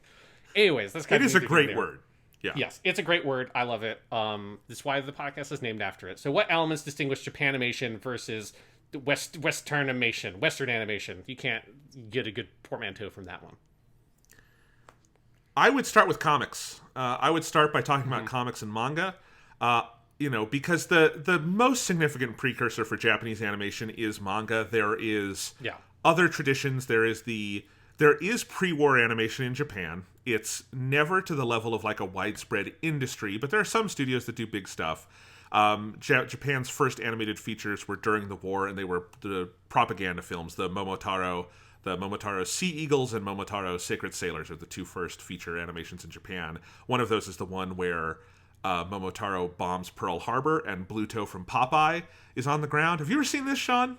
Yes. It's amazing. Yeah. It's fucking amazing. Anyway, so that's one tradition. There's the Toei Doga movement in the late 50s and throughout the 60s of trying to create a feature animation division on par with Disney. But I would say the major anime tradition as we understand it now, that essentially starts with Mighty Atom, with Astro Boy, with Osamu Tezuka, is manga at its root. And so I think you have to understand the difference between manga and comics. And from a lot of, reading and research I've done, two things are commonly pointed to, which is that manga and American comics actually had a lot in common in the immediate post-war days after World War II. They both had a lot of freedom in what kinds of topics they did. There were a lot of genres. There were a lot of intended demographics, and there were some really heady, concepts, and there was violence and sex and stuff like that. One major divergence point is that in the U.S. there is a moral panic about this, and we institute the Comics Code. Yeah. And the Comics Code really severely limits what comics can deal with and helps kind of narrow American comics, and again, not all American comics, but in the general kind of big commercial industry, to a fairly narrow range of genre, subjects, and demographics. Manga never has that problem, and the other major difference is that manga before World War II actually was often done in color. Early Japanese comics were colored, but after the war, couldn't afford that, and so they do it on newsprint. And the thing they discover is that, if we draw our comics in black and white, it's way cheaper, we can publish way more of it, and we don't have length restrictions in the same way, because newsprint is cheap as shit. So we can write as much manga as we want, and we can have weeklies and all this kind of stuff. And so I think you combine the Comics Code in the US with the focus on color comics in the US, which creates certain distribution models and length requirements and all this stuff, versus in Japan, you have manga being in black and white, makes it much cheaper and more easy to disseminate, and then you don't have the moral panics. That is one divergence that you see before anime is ever a thing. It's just that manga is not a one. Like, if you think of comic book in the US, you immediately think of superheroes. There are way more than that, I know, in comics, but like that association exists for a reason. And if you think of manga, it can be anything. It can be anything under the sun. And then I think that extends to animation, where I don't think animation in the West was always necessarily tied to a genre and audience. Again, you look at early animation from the early Disney era, where you also have Fleischer and Warner Brothers, and it's broadly family friendly, but it's sometimes weirdly risque and it's experimental. Popeye and the Fleischer stuff does a lot of off the wall shit in the early days. It's literally out of the inkwell. The hand of the animator would be in there, and eventually that does kind of whittle down in the post-war years to some TV animation that was very cheap, like the Flintstones and stuff like that, the Jetsons, the Hanna-Barbera stuff. And then the movies would follow the Disney model, and eventually that solidifies and homogenizes, where I think you can fairly call animation in the US, in Hollywood, a genre, which is you have an expectation of what you will see if you go see an American animated movie in theaters. It will be a pretty narrow range of subjects, of length, of intended audience, the kinds of humor. It's a genre. You cannot say that about anime, because anime develops with plenty of commercial restrictions and interests, but a much looser sense, especially once, you get into stuff like the revolution of Space Battleship Yamato, and then Mobile Suit Gundam, and then the stuff in the 80s that really shows that the audience is much broader than was initially thought. And anime does not have that limited demographic or subject matter. And I think that becomes the most obvious difference between the two, is I think anime is a medium and animation in the West is a genre. Yeah, I think I fundamentally agree with that. And I like where you identify that part of that divergence point absolutely is American comic books versus manga, because manga in Japan still is and has been for the entirety of the manga industry, which starts post-war, everything. Like, it is like what the golden age of comics was generally like in America, where I think people like just generally don't understand how popular and like broadly popular comic books were in like the 30s and 40s in America. Like Action Comics #1, which is where Superman was from, was sold millions of copies.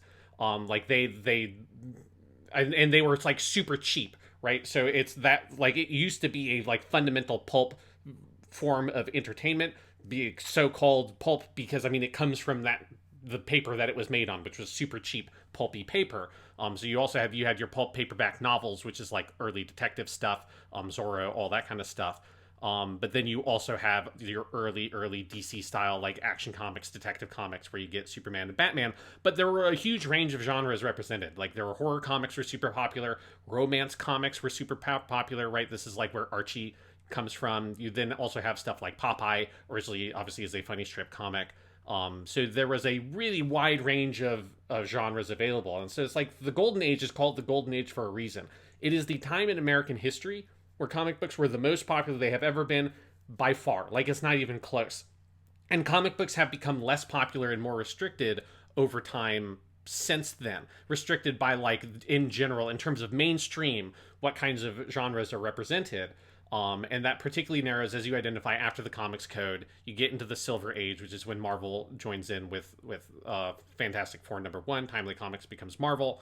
And you get the huge superhero boom of the Silver Age, driven by Marvel Comics and their huge success, which now we are seeing, like, that's kind of what the MCU has replicated in certain ways in movie theaters, and almost to, like, kind of arguably similar consequences in movie theaters in terms of how it has, like, kind of shrunk the scope of what is broadly available within the medium in some ways.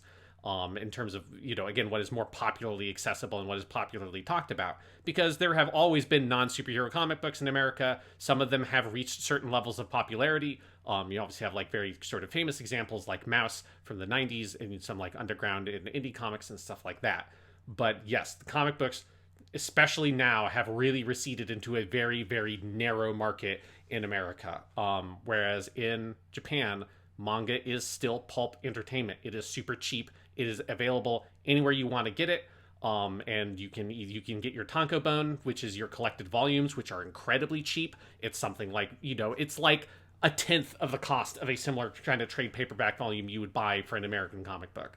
I was really struck by this, Sean. I'm looking up Action Comics #1. It sold in 1938 for 10 cents. And if you adjust that to modern inflation, that's only $2 still.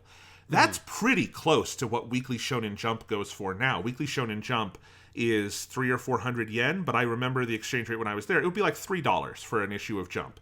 And, if you have not held an issue of Jump, it's like 400 pages of newsprint, and it's a ton, and you can buy it anywhere. And tankobon are the, nicer collected volumes. Those are only, I've got a recent volume of One Piece right here, 440 yen, which is less than $4. You cannot buy an American trade paperback for less than $20 at a Barnes & Noble. Like, right? If you're getting it for less than 20, it's either like old or it's on sale. Yeah, like, because right. you're looking at like $20 plus generally. And obviously, like, you're getting this very nice volume on, like, glossy paper, and it's very nice print quality if you're getting an American one, and it's going to be in color and everything. But the cost of that is that it's expensive as fuck. Like, I bought a bunch of the Scott Snyder Batman graphic novels when the Batman movie, The Batman, came out. because I had read some of the early Scott Snyder stuff. I hadn't read all of it. I was like, oh, I want to go back and read some of those. And I was like, God, this is so expensive. And I had to put them on like wish lists and wait for it to get on sale to justify it to me. Whereas like I buy digital manga all the time from Japan because it's so fucking cheap. And so that just creates this much more thriving marketplace that gets the thing that, like I said, like one of the things that appeals to me about anime, which again is true of manga as well. In many ways, anime and manga are like so synonymous in my head as like industries because there's so much crossover. It's kind of a ubiquitous crossover. But like it's so cheap that you get that sort of anything is possible. You know, it's so cheap to make that's like, do you have a dumb idea that you can conceptualize as becoming a manga? Well, then you can do it. Like, maybe people won't be interested and won't buy it, but you can make whatever the fuck you want, and you can sell it because it's so cheap. And either it might not be picked up by a publisher, but there's such a rich doujinshi or fan-made market that exists in Japan that, like, is also an entry point for a lot of manga creators. Like, it's just such a broad, thriving industry because it has such a low barrier of entry, both on the creator side and on the consumer side. And so that, I think, as you say, Jonathan, that's very much where we get this kind of ground, that this really fertile, massive ground that anime has to sort of spring up from, that gets to adapt that and has such a willing audience to consume whatever kind of product that might come out there, whether it's like meant to be super broad mass appeal like a Lupin the Third, or it's meant to be much more sort of like narrow in focus and hit like your sort of like literal like otaku people, like a Koreba Zombie Desu Ka, or Is This a Zombie? That's obviously not designed to be viewed by a million people, but it can get enough of an audience to justify its own existence and be the weird little thing it is and fit within that larger space. Whereas Western animation, like, I love lots and lots of Western animation. This is not to say that like Western animation is bad, but it's so limited, and it's infuriating how limited it is. Because whether it's like TV animation, which still has more options, or cinematic animation, which has almost no options, it's like you know what you're going to get, and it's going to be some form of light comedy. And that's it. Like, that's about as far as it's going to go, is light comedy. And then if it's a movie, it's going to have like a Bambi's mom dies moment in it. And you can kind of go in knowing that's exactly what you're going to get. And is it how, you know, which studio made it is going to tell you how many like kind of grating pop culture references are going to be strewed throughout the film. And that's one of those things of where I just have cut back almost entirely on watching modern Western animation, because I feel like whenever I go out of my way to watch it, I know exactly what I've watched before I've sat down to watch it. And, you know, it's funny, whenever I will say this about Western animation, someone will prove my point by saying, well, what about, like, Spider-Man Into the Spider-Verse? That was unique and great. I'm like, it was, absolutely. Name another. And then, you know, they'll do it for TV, and they're like, well, what about, like, Gendy Tartakovsky and Samurai Jack? That's, like, I'm like, that's great. Who's the other Gendy Tartakovsky? You know? And then it'll be like, well, I liked Avatar The Last Airbender. I'm like, great. What else is in the lineage of Avatar The Last Airbender out there that you feel has, like, followed up on that, not from the same people? You know? Like, if you can only name outliers, then it's a problem. Whereas, like, if you wanted to, like, if I were to ask you, Sean, like, what are anime that aren't like Princess Mononoke? You would never stop talking, right? Like, there's a billion. Yeah, it's a very good point, because it's like, yeah, because like some of the only and like Western animation I watch is like I will watch Gendy Tartakovsky stuff, and obviously I watch like Dave Filoni, like the Star Wars The Clone Wars, which is 3D but it's animation.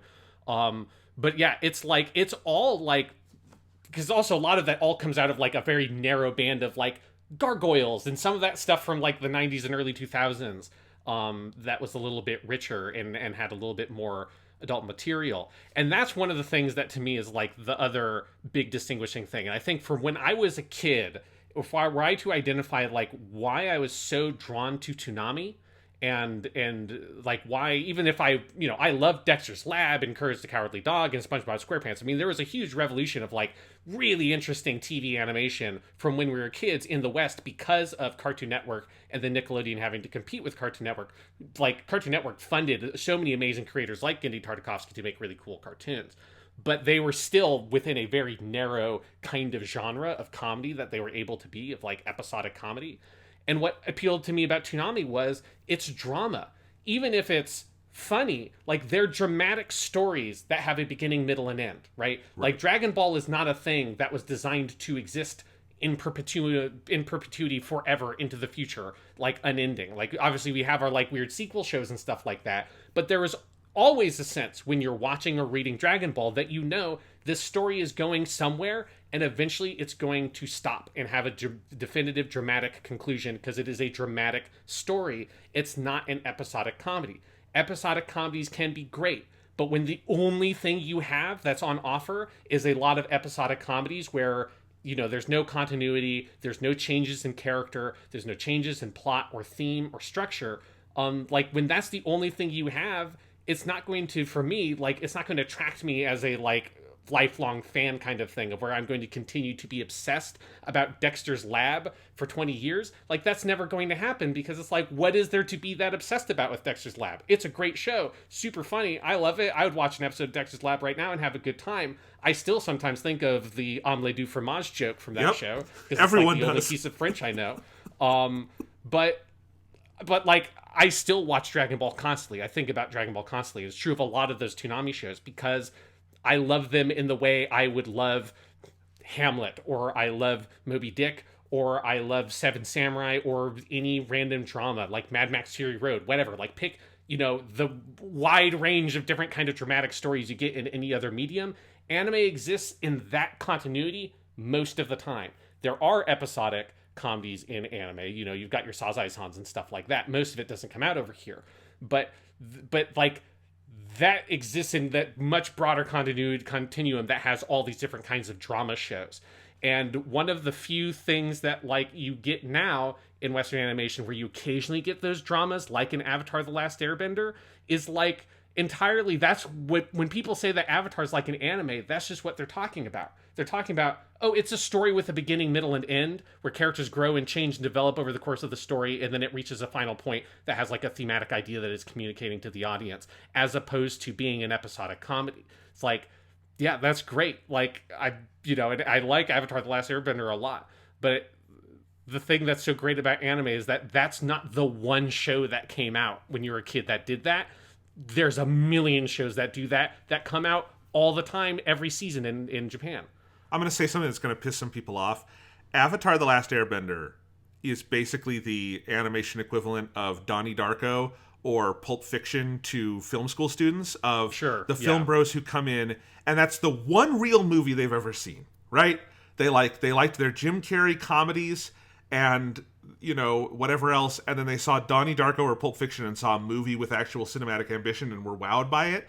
And then 4 years later, after a full film school education, they realize, oh, that's not the only time someone did that. There's a ton of movies. Now Pulp Fiction doesn't look like the most singular thing ever made, right? Mm-hmm. I think Avatar: The Last Airbender has a similar feeling of that, where, like, I'm sure it's a great show, but, like, most of what people say is so unique about it is only unique if you're only talking about American animation. Yes, 100%. And honestly, it's one of the things that I think also why some anime that came out over here when we were younger and stuff like Cowboy Bebop and Fullmetal Alchemist is one of these, and Eva, like, they have like these really oversized reputations over here, like relative to the rest of the anime market, that I think comes from, in part, this thing of like, well, you know, Cowboy Bebop and all those three are super popular, very beloved in Japan, but like, they're not necessarily shoo-ins to be in the top 10 of greatest anime ever made in Japan, because those weren't the only anime that they watched, right? Like, they came out with 100 plus other anime that aired the same year they came out, as opposed to this, like, the 5 things that came out in America. Yeah, you get a lot of that kind of stuff. Anime also ends sometimes, right? Like, if Fullmetal Alchemist were an American show, there would be more Fullmetal Alchemist airing every fucking day. Like, it's kind of funny. Like, Fullmetal Alchemist is an absolutely enormous apocalypse hit in Japan, too. But it also, like, they do their show, they do their second show, and then that's just it. There were the live-action movies. But, like, in terms of anime, there is not we have to redo this thing every couple of years, right? There is not a Marvel Cinematic Universe. There are some properties that go on forever, like One Piece, although One Piece is an ongoing story that the creator is still like, One Piece making. will stop. Yeah, like, One Piece will end, Yeah, because there are some like seemingly eternal ones, which is your Doraemon and Detective Conan and stuff like that. But yes, but those are, rarer because it's hard to make a hit that can do that for that long. Whereas structurally, in terms of format, that is like what Western animation is most of the time designed to fit into, and some of that has to do with like the way that like syndication works. Like there's a lot of like other structural reasons why that was incentivized by broadcast studios. But you get a lot of your episodic comedies, and I hope you like your episodic comedies, because that's what you're going to get a lot of. Yeah. Or now in the CG age, Sean, you don't have any nieces or nephews, so I don't think you spend a lot of time with small kids having to watch what they watch. But kids TV has gotten mostly very bad. I know there's like people love Bluey. I'm sure that's great. I've never seen it, but most like that airs on like Disney or Cartoon Network now is like the cheapest CGI garbage shit you've ever seen that like looks like an animatic from the 90s, because like it's just like the kind of that moment we grew up in where like there was a relative ambition among things like Courage the Cowardly Dog and Ed, Edd n Eddy and Dexter's Lab and all of that. It's gone. Because again, like there was just like a lot of money went into that because Cartoon Network was like, hey, let's do it. And you had like a whole generation of animators like Brad Bird and stuff like that were coming up that like could hit that kind of material really well. Right.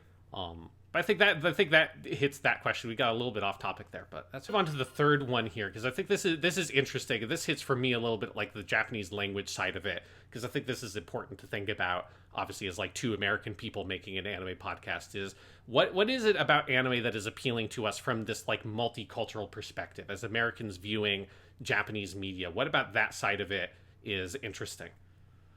This is interesting. I read a book recently, and I'm gonna forget the name of the author off the top of my head, but it was called Japan America, and this is like mid 2000s. It's a good title, like Japanimation, Japan America, and it was about the obvious moment that we're in that has only since that book came out gotten bigger, of the kind of American obsession with Japanese culture and media and all of that kind of stuff, right? And one of the points he makes in there that I thought was smart, it's Roland Kelts is the name of the author now, Kelts. Anyway, and one of the points I thought he made that was smart was that Japan, lots of stuff you watch in anime is fantastical, but lots you watch is just the world, right? And what's kind of cool about that is you learn about another way of life. Like, oh, this culture not only uses trains more often, but the trains work and everyone likes them, unlike the New York City subway or something, right? Or, what's a manga cafe that they're going to? Like, that's interesting. And you learn about all these other parts of a culture, and if you want to, you can go fly over there and see it, right? There's economic barriers and this kind of thing, right? But it's a real place that you can go visit. That's, I think, one just very basic thing, is that Japan is a culture that is different from ours. It's not as alien as it has been made in different phases of pop culture. There's this, honestly, of Asian countries, Japan and America are extremely close because of the, post-war relationship that was forged. There's a lot of similarities, actually. But there are differences, and it's cool to just, see another culture in art. It's, I think, one of the values of foreign film in general, and the special thing about animation is it's often a little more accessible than film for various reasons. It's shorter, it's more piecemeal, it's easier to dub, all those kinds of things, right? And so that's the side that is like actual reality. And I've done it. I went to Japan, I spent a month there, I absolutely loved it. I did a lot of stuff that I'd seen in anime and wanted to learn about, and now I notice it more. And it's a very, very special experience, and I can't wait to go back.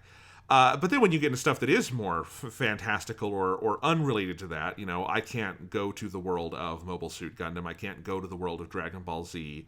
Even something like Cowboy Bebop is imagining a multicultural future that is very different, right? It's seeing the world through sometimes unique cultural prisms that teach you a lot about, sometimes just rewires your thinking of like, oh, I hadn't thought of this thing that way. I'll say, for me, one thing that really attracted me to anime in the mid-2000s was it had a very fundamentally different perspective on war than, especially growing up as a kid post 9/11, America was very rah, we're going to bomb the shit out of some brown people. And, there's a lot of anti-war anime and manga in that period. Anti-war themes have always been a big thing because the manga anime industry largely rises out of a generation that lived through World War II and knew what they were fucking talking about, right? Yeah. It's right there from a lot of Osamu Tezuka's, post-war work. He's thinking about all of this. But everyone is. And I think that's something that attracted me. It's just, there's a political side to it, too, of just seeing different views on the world. I'm actually rewatching Fullmetal Alchemist for our next podcast. There's more of that in there than I'd remembered. There's some, like, they latch on to some of the, like, refugee racial stuff that is in the manga and is in Brotherhood. It's more outsized in Fullmetal Alchemist 03 for, I think, various reasons. But yeah. Yes. Yeah, I observed the same stuff about, and we'll talk about that in next week's episode, but it also makes a lot of sense when you look at the director of that show, and then what that dude made like 4 years after that point. It's like, okay, right. Yes, no, this is the guy who made Double O Gundam.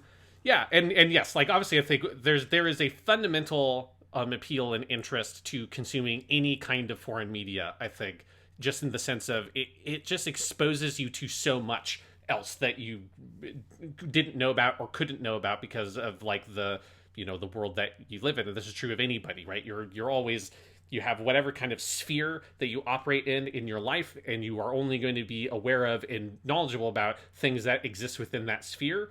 And unless you are, like, rich enough and lucky enough to be able to, like, travel a lot and do that, like, that sphere is not going to get bigger naturally on its own. So it's like consuming media is one of the main ways that you can get that kind of insight into other places and cultures. And yeah, then anime is just such, like, a rich industry of interesting media that is also, particularly nowadays, so readily accessible that it's just one of those main vectors that you can get that, like, regardless of it being specifically Japanese. It is just, if you were not from Japan, you get to see that world and get to sort of think about, oh, this is, like, another way that, schools can be structured. Like, I'm always fascinated by the idea that students in general in Japan stay in their classroom and teachers go around to the different classrooms is, like, that's a fucking nutty idea. But there's also stuff that, like, to me I would love is the notion of, and again, I've never taught in a Japanese school or anything. So maybe some of this stuff is, you don't want to take for granted that it's like, this is going to be a universal thing that all Japanese schools do. But obviously some Japanese schools do the thing of where students are assigned, like, a cleaning duty, and it, like, rotates through, and they are responsible for cleaning up the classroom and putting the chairs and, like, the materials away. And I'm like, man, that's so smart. That is such, like, I wish we did that. Like, not just from a, like, there's a practical consideration with, like, cleaning the school and janitors and like, money and that kind of stuff, but also from a classroom management and kind of behavioral management perspective. I think there's, like, such a benefit to that when there's a cultural expectation around it, oh man, like, I wish I could do that. And obviously you can't be the one teacher that does it in your school. That's not going to fly. But some of that stuff is fascinating, from, like, a occupational point of view as being a high school teacher. It is nice that high school anime is, like, the dominant overall setting. So yes. I get a lot of exposure to that stuff. You get a lot of exposure to different foods and things like that, and get to see that kind of, like, the food culture. I think one that I always find really interesting because it's so different is religion as themes and, like, ideas and symbols. I love the really goofy ways in which Christian and, like, Judeo-Christian religious stuff is used in anime often. Neon Genesis Evangelion is probably, like, the most famous and silliest example, and particularly silly because some people take it so seriously, and you look at it like, you gotta realize that from the creator perspective, Christianity is an exotic religion. It is a heavily minority religion in Japan. They are exposed to it because it is it exists in Japan. It's not, there aren't no Christians there. And obviously, like, in foreign media that Japanese people consume, they'll be exposed to it. But their approach to using Christian imagery is, for a million reasons, fundamentally different than how an American director would approach using that kind of imagery. And that's one of those things where, particularly being American and how kind of, like, dominant Christian imagery and, like, themes and ideas are, having that stuff be treated as, like, in the same way that we might use a ninja in a TV show or a movie over here, is like, oh, it's cool and it's weird and it's, like, it's Japanese. That's the way that kind of stuff will often pop up in Japan with, like, nuns and priests. Like, eventually, oh man, when we get to fucking all the Fate Stay Night stuff, oh, there's some good shit along this line there, Yes. where like get weird churches and priests and nuns, and like the Catholic Church kind of stuff is so great and weird. That's a huge thing in JRPGs. I think people, Yes. because a lot of it would be edited in American releases of games like Final Fantasy and Dragon Quest in their initial releases, how much like Catholicism and faith is like, or not faith, but like religion is in there, that they would have to like scrub out of the American release because it would be considered offensive. I am waiting for one day when we get the anime that is like, you know, we have the Marvel movies Thor that is taken from the like ancient Norse god. I want Japan to make an anime called Jesus that is that. It's a superhero show about Jesus, treating him the same way we treat fucking Thor. It would be the funniest thing in the world. Yeah. That would be fantastic. But then on a more serious note, though, that you do have the like actual like religion and spirituality in Japan, you know, which is your like Shintoism and Buddhism, and like the sort of syncretic relationship that Japan has with religion, because it has two like coexisting dominant religions that like most people in Japan sort of like culturally and stuff move between those two different modes fluidly, and it's fine, in a way that like over here you can't. I mean, you could, but people would think it would be very weird if you were like both Christian and you were Jewish, and you were both those things at the same time. And sometimes you do the Christian kind of ceremony stuff, and sometimes you do the Jewish kind of ceremony stuff. We see those as being like separate spheres that can't really cross over. Like there's no Venn diagram there. Whereas, like, in Japan, Shintoism and Buddhism have coexisted for so long, and it's so embedded in the general culture that it's like, it's not weird to sometimes go to a Buddhist temple for some sorts of services, to sometimes go to a Shinto priest for some sort of, and Shinto temple for some kinds of things, or shrine. And that kind of stuff can just coexist naturally within your culture. And you get exposure to lots of that kind of stuff. And it just comes with a different perspective on spirituality that I think is often fairly ubiquitous. It's something that eventually, when we get deeper into Kimetsu no Yaiba and the anime adaptation, becomes a much bigger element of that series later in the manga that I'm excited to get to, where ideas of like reincarnation and like karma and those kinds of things are treated like very seriously and respectfully and naturally, because it's just like a part of the general culture of what spirituality is. Whereas over here, that kind of stuff is exotic, and Judeo-Christian ideas are the sort of natural assumed themes that you would incorporate if there's going to be a religious or spiritual element in your product. This is huge for me in anime, but also Japanese cinema writ large. I mean, it was a lot of my introduction to more Eastern religions, which I will say I vibe with so much more than Judeo-Christian. Yeah. I mean, and I know to some degree what I'm talking about. My dad was a Lutheran pastor. I grew up with this. Did my first communion, all that stuff. And just as an adult, like, I don't really consider myself a part of any one religion, but if you're asking me, like, what actually, like, resonates with me in terms of more, like, belief systems, culture, that kind of stuff, it is more of the Buddhist, Shintoist, kind of some of the Japanese flavors of these religions. And some of this is just, you know, I've seen that in these works. I've studied it more. My master's thesis that I mentioned earlier about Isao Takahata's films is shot through with a bunch of research on Japanese spirituality and trying to bring that to bear, and I'm very proud of that side of it. I think it's interesting. It's a lot about, because the movies I'm studying are so much about death, it's a lot about like certain ways Japanese people treat and view death. There's one book I just wanted to mention here that I absolutely love that was invaluable to me, called Where the Dead Pause and the Japanese Say Goodbye. It's by a woman named Mary Mutsuki Maket, who is half Japanese, half American.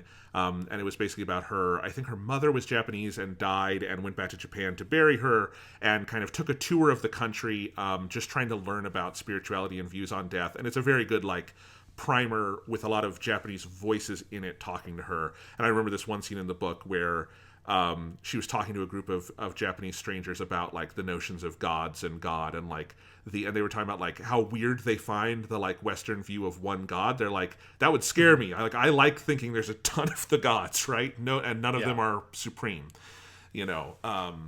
So yeah, I think that's absolutely one that speaks through a lot of this. And there's plenty of anime that have nothing to do with that at all. But I think you do realize how much that touches all sorts of things. Like, man, Dragon Ball was eye-opening, right? In terms of, like, its treatment of gods, which its treatment of gods does not align strictly with any world faith, but it's much more clearly taking from the kind of, as you say, syncretic views of just a Japanese person would have growing up in that culture, is what would create the Dragon Ball view of gods. Yeah, I mean, there is a good reason why the English language dub does not translate Kami's name as God, even though that is what, and they have to come up with some different jokes in the English dub, because there are lots of jokes in particularly early Dragon Ball when Kami is introduced that's like, Kami-sama just means God. Like, that's just what that word is. Like, it's not even his name. He doesn't have a name. Like, that's just his title is Kami-sama.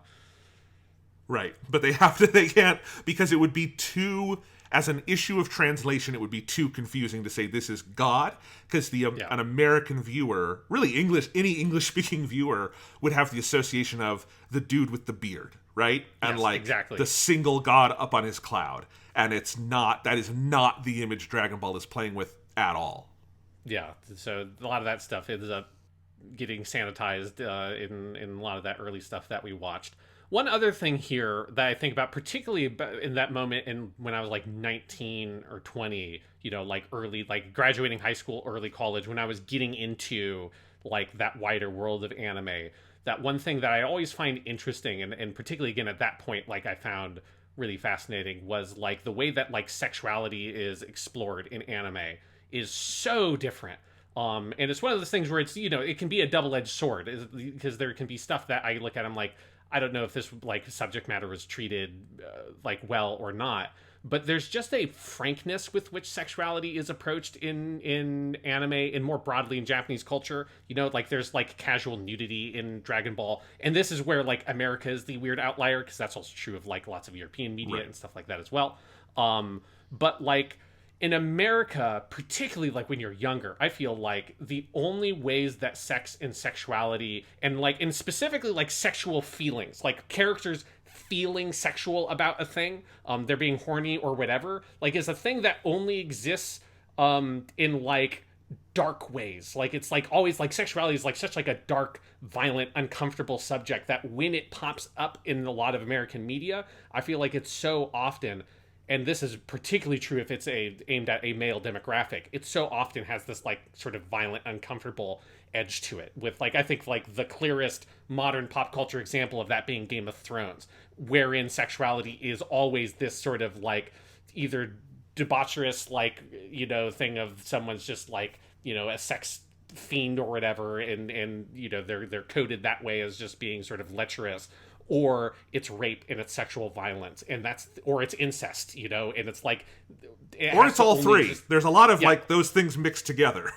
Yeah, and like sex has to exist in that realm, whereas like you watch your high school anime rom-coms and it's like normal to joke about people's bodies and to joke about sexual feelings, and for like to have stories about like adolescent boys dealing with sexual feelings about like the people in their lives, and being like, oh, this girl has big boobs and cleavage, and you're going to explore that as a part of like that character's subjective experience of their life, and not just ignore that that's a thing that everybody goes through, is feeling sexual things.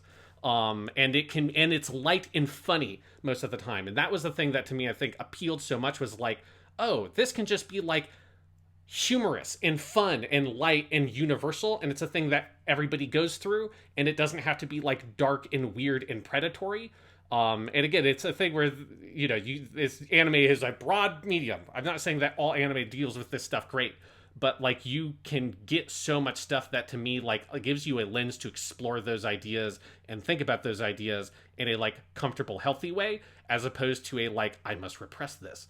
If I do not repress this, then I will be an evil, incestuous, lecherous raper man. And that is the only life I could lead, right? Like, which is where the sort of American media, particularly again aimed at a male demographic, I feel like is very hard in that direction. Yes, it very much is. I remember the culture shock of seeing Goku and Gohan's little boy dick in Dragon Ball and Dragon Ball Z, Yeah. because there's no equivalent. There's no equivalent in like a show for like that age. Like you just couldn't do it. You literally couldn't do it. It's so funny the different edits that would have to be done for American TV of like Goku suddenly has a leaf here. It's like the Austin Powers thing, right? Of just putting different objects in front of them. The one other thing I want to say here, Sean, is language in general. And you talked about this a little bit, of just hearing another language. That, to me, is one of the main appeals of all foreign cinema. And I watch more foreign cinema and TV than I do English at this point, pretty substantially. And I love hearing other languages. And the older I get, the more I love this. Japanese is, my favorite to listen to and hear, and because I have the best working understanding of it also, right? But, I love watching, Chinese movies and hearing Cantonese or Mandarin and, trying to see if I can distinguish some of the differences between the two or something, right? And I just love the way people talk and the performances that come out of that. And really any world language. I love, and I always love when, like, Martin Scorsese's World Film Foundation will unearth a good print of a movie from a country that hasn't made many movies. So I'll watch it and be like, I've never heard a movie in this language. And that's fascinating, and I love hearing that. And that was, I know, a very early appeal for me. I've always, I think, had that a little bit, and hearing, like, a movie in Japanese when I was young was just like, because it affects performance, and it affects so many different things, the language you are speaking. And I just find languages to be a very beautiful thing. I love it. Yeah, I think in particular, one of the things that's fun with Japanese is that and I think it's what appealed to me about Japanese in terms of learning it, is that it's fundamentally different from English, right? It has no common roots whatsoever with English. Right. The only things it has is you have a lot of modern loan words that come over from English, but that's not grammatically and structurally the language doesn't share anything in common, because there was no exposure whatsoever in its fundamental development phase in history. And so that is, I think, a riveting thing when you're studying it, is like you're reassessing fundamental linguistic concepts of grammar because they're approached in fundamentally different ways. But one of those things is it does have all these knock-on consequences in how a story is told and scenes play out. In particular, I'm thinking about the way that information and the order in which information is presented in Japanese is more commonly the reverse of how it's presented in English. Whereas in English, you typically put all the important information of a sentence right near the front. Typically, your subject and predicate are at the beginning of a sentence, unless you have a parenthetical phrase that like a yesterday, blah, blah, blah, blah, blah, and then here's my subject predicate. But that's going to be near the beginning. Whereas Japanese typically puts all that stuff at the end. And so particularly the verb is the last thing that comes in a Japanese sentence if it's a typical structure. And so that means that when there are big moments where some dramatic piece of information has been delivered, there's always a game that has to be played by the localization team of, well, the way that this reveal was written with the way that language works in Japanese is that the big reveal of that, here's where the dramatic beat hits, is on the word killed. Say it's she was killed. It's oh my God, killed, that's the thing. Whereas in English, that sentence would probably be actually structured as oh, he killed her. And the dramatic beat will end on the word her, because that's the last word in the sentence. And so there's a lot of stuff like that where you get to see these games of how the language is used dramatically, that changes based on how the localization is going to approach it, because there's no perfect way to do any of that stuff. So yeah, that's one of the big appeals to watching anime, is just getting to see and think about how does this language and the cultural stuff around it affect the way that the story is told, affects the way that characters are presented. Things like honorifics contain often huge amounts of relevant character information that is very difficult to translate. There's so much is left to implication in Japanese that oftentimes translators end up mistranslating things because it's hard to tell unless if you were only looking at the words on a sheet of paper and you're not getting the full scene in context, you would not be able to translate the scene appropriately, because all of it is referencing context that's being delivered visually because of how sparse the language is typically used. And so that's one of those big fun things about watching anime, is kind of piecing that stuff apart and figuring out how is this language being used, and then also how is the translator dealing with this is also oftentimes a fun layer to put on top of that once you get enough of the language experience to start thinking about those questions.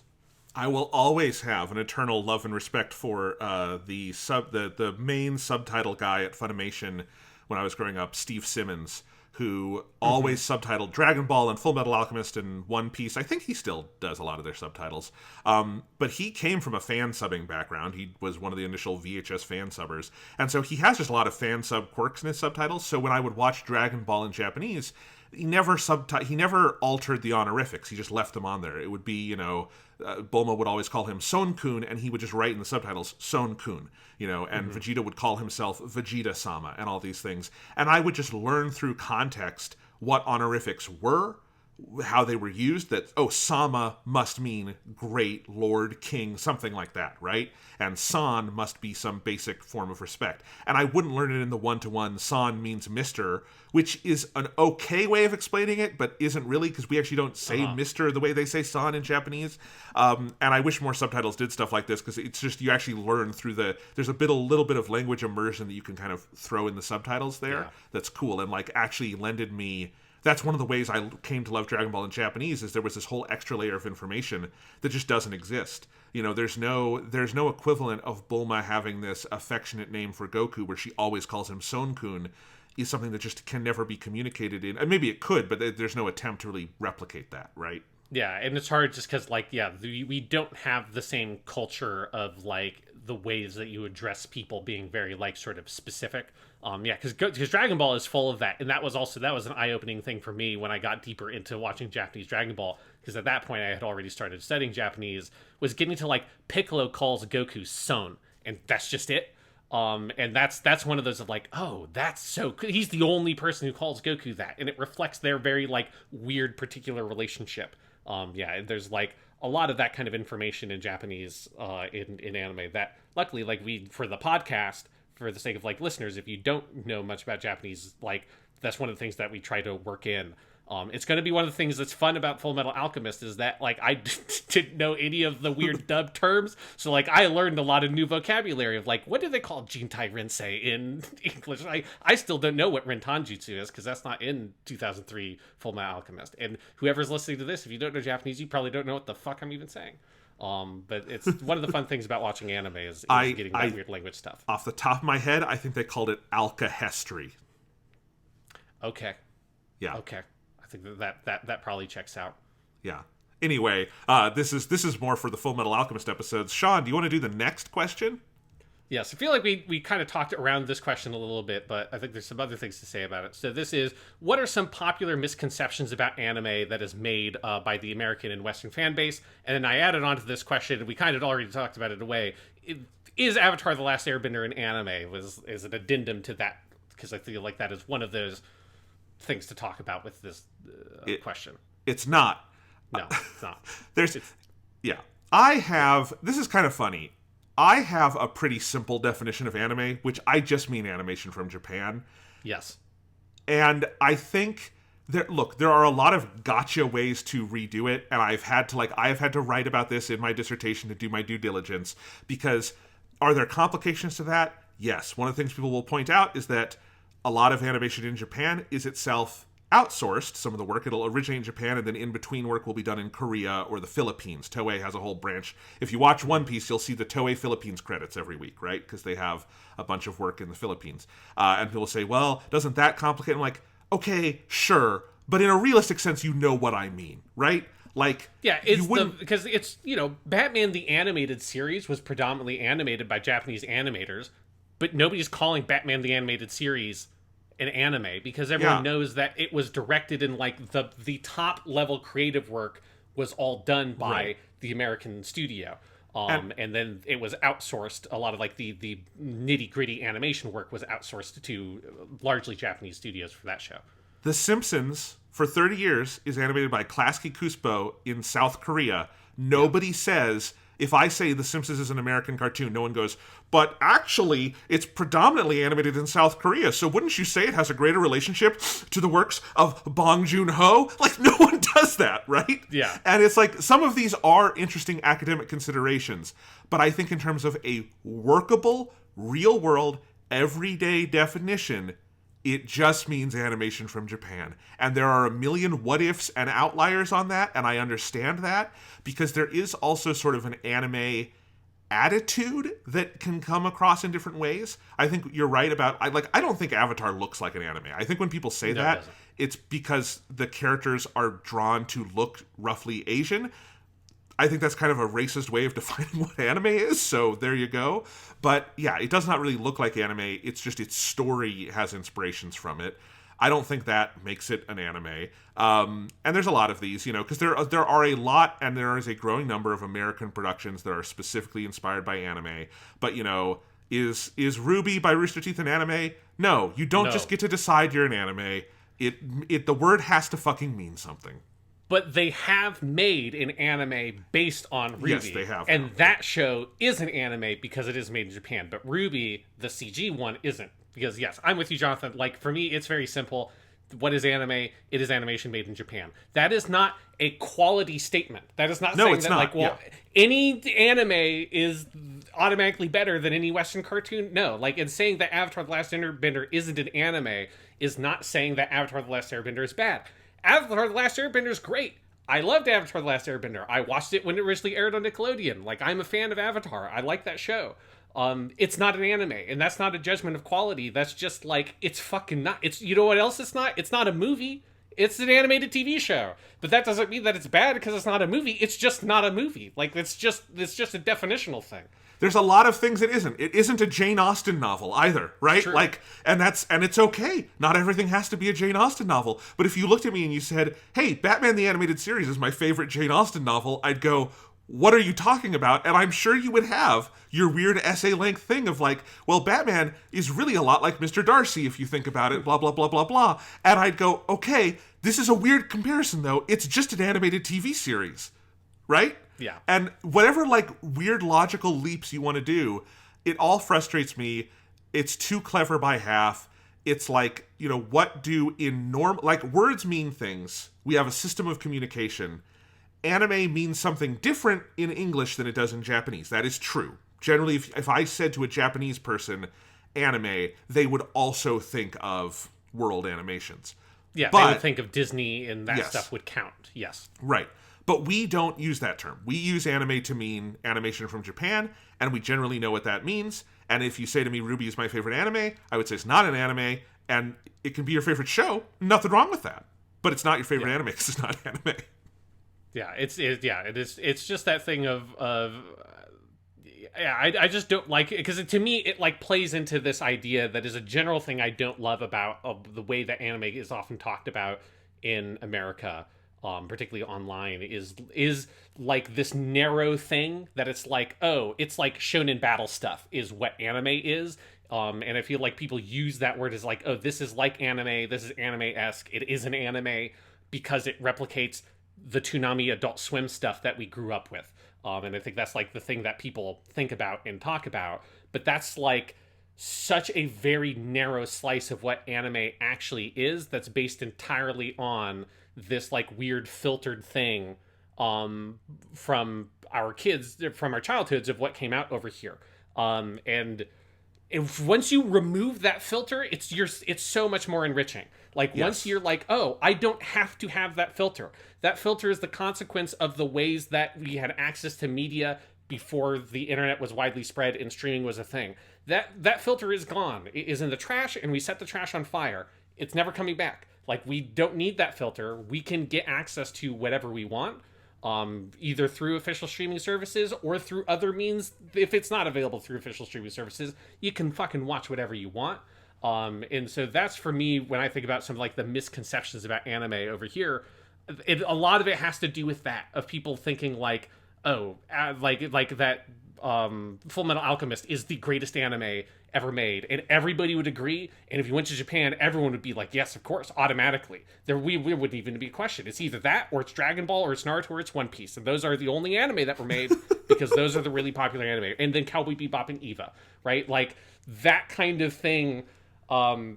It irks me because now that I've learned a lot more Japanese and I watch a lot of Japanese content, it's like I realize how much that stuff is still super popular, but like if you watch a thing where people are discussing what's like the greatest anime ever made, and particularly if it's like a big popular stuff for like everybody, it's Doraemon, it's Crayon Shinchan, it's fucking Lupin the Third, it's like Detective Conan. Like that's the stuff that's going to come up. It's going to be Sazae-san, which is basically, you know, the elevator pitch for it. This isn't a great elevator pitch, but it's the easiest reference point is it's like Japanese Simpsons. It's like family, like sitcom. It went basically. forever, and it had it had a clear comedy voice behind it, and all of that. Yeah. Yeah, and like any random Japanese person you picked off the street could do impressions of about 5 characters from that show. In the same way, any random American can do your like fucking bad Homer Simpson impression, right? Like anybody can do that shit. But sure, yeah. Doe. Well, he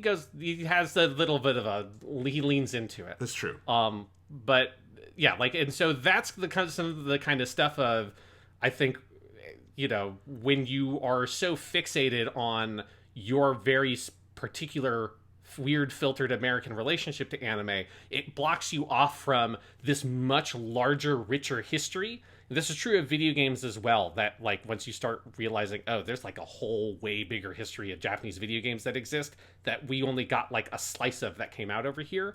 And once you see the rest of the pie that you had this one little slice of, you realize how much like richer your contextual and historical understanding of the things you do love are, because it doesn't come from nowhere. Like once you know about like Dr. Slump, how cool Dr. Slump is, and all the stuff that Dr. Slump was inspired by, like Doraemon, which is a very clear inspiration there, like it gives you this historical context and lineage that I think enriches your relationship to that material. It's something that I wish there was a broader understanding of for people around our age range that have that kind of history with anime, to kind of move it to another level as an adult. It's the experience filter we've been talking about, right? Like it was the example I made earlier. If all you had ever seen in terms of movies was Adam Sandler's The Waterboy and Jim Carrey's Ace Ventura: When Nature Calls, and then you see Pulp Fiction, you will believe you've seen the face of God, right? But if you then go to film school and you are exposed to, you know, the collected works of Orson Welles and Ingmar Bergman and, you know, Akira Kurosawa, and name whatever great director you want, then Pulp Fiction will not look so big in the rearview mirror, right? Mm-hmm. And it's the same like with my stupid Jane Austen example. If for some reason the only fiction you had ever read or heard of or anything were the collected works of Jane Austen, you would suddenly compare everything you then saw from that point to that, which is what kind of happened with anime, right? It's a little arbitrary in a sense that Dragon Ball and Pokemon and some of these were the ones that got big, but then they left this long legacy, which I think has faded a lot. I think there's generations of anime fans younger than us who they totally understand anime on the terms we're presenting it, which is this broad thing where they go to Crunchyroll and it's an absolute world of entertainment, you know? Yeah, but it's the old fogies that are our age that are still on like Twitter and shit that I see. You know, the endless cycle of dumb anime arguments that happen online that have been happening since we were having them on the playground.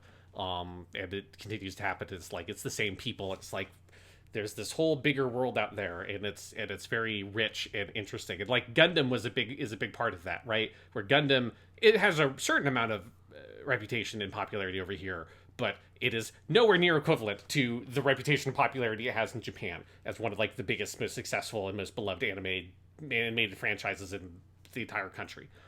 We've talked about this a lot with Gundam versus Evangelion Gundam has kind of the popular understanding in Japan that Evangelion has here because of when Eva arrived in the States.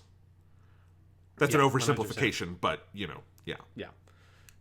And in terms of other popular misconceptions, one thing we'll definitely, at some point, we'll do some sort of Cowboy Bebop episode. Because we should probably, eventually, I imagine we'll do like a Shinichiro Watanabe topic, because he's got enough good shows and movies that he's done that would be worth a full topic.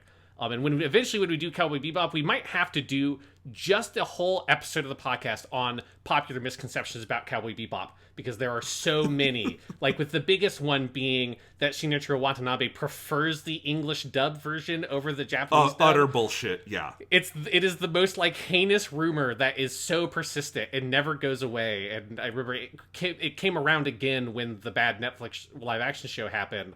And it's just like, do people not realize that Shinichiro Watanabe was the director of that show, and he cast it? Like, they didn't just, like, pull some random people he never knew and just like, oh, we're just gonna have them act the characters, and he had no input.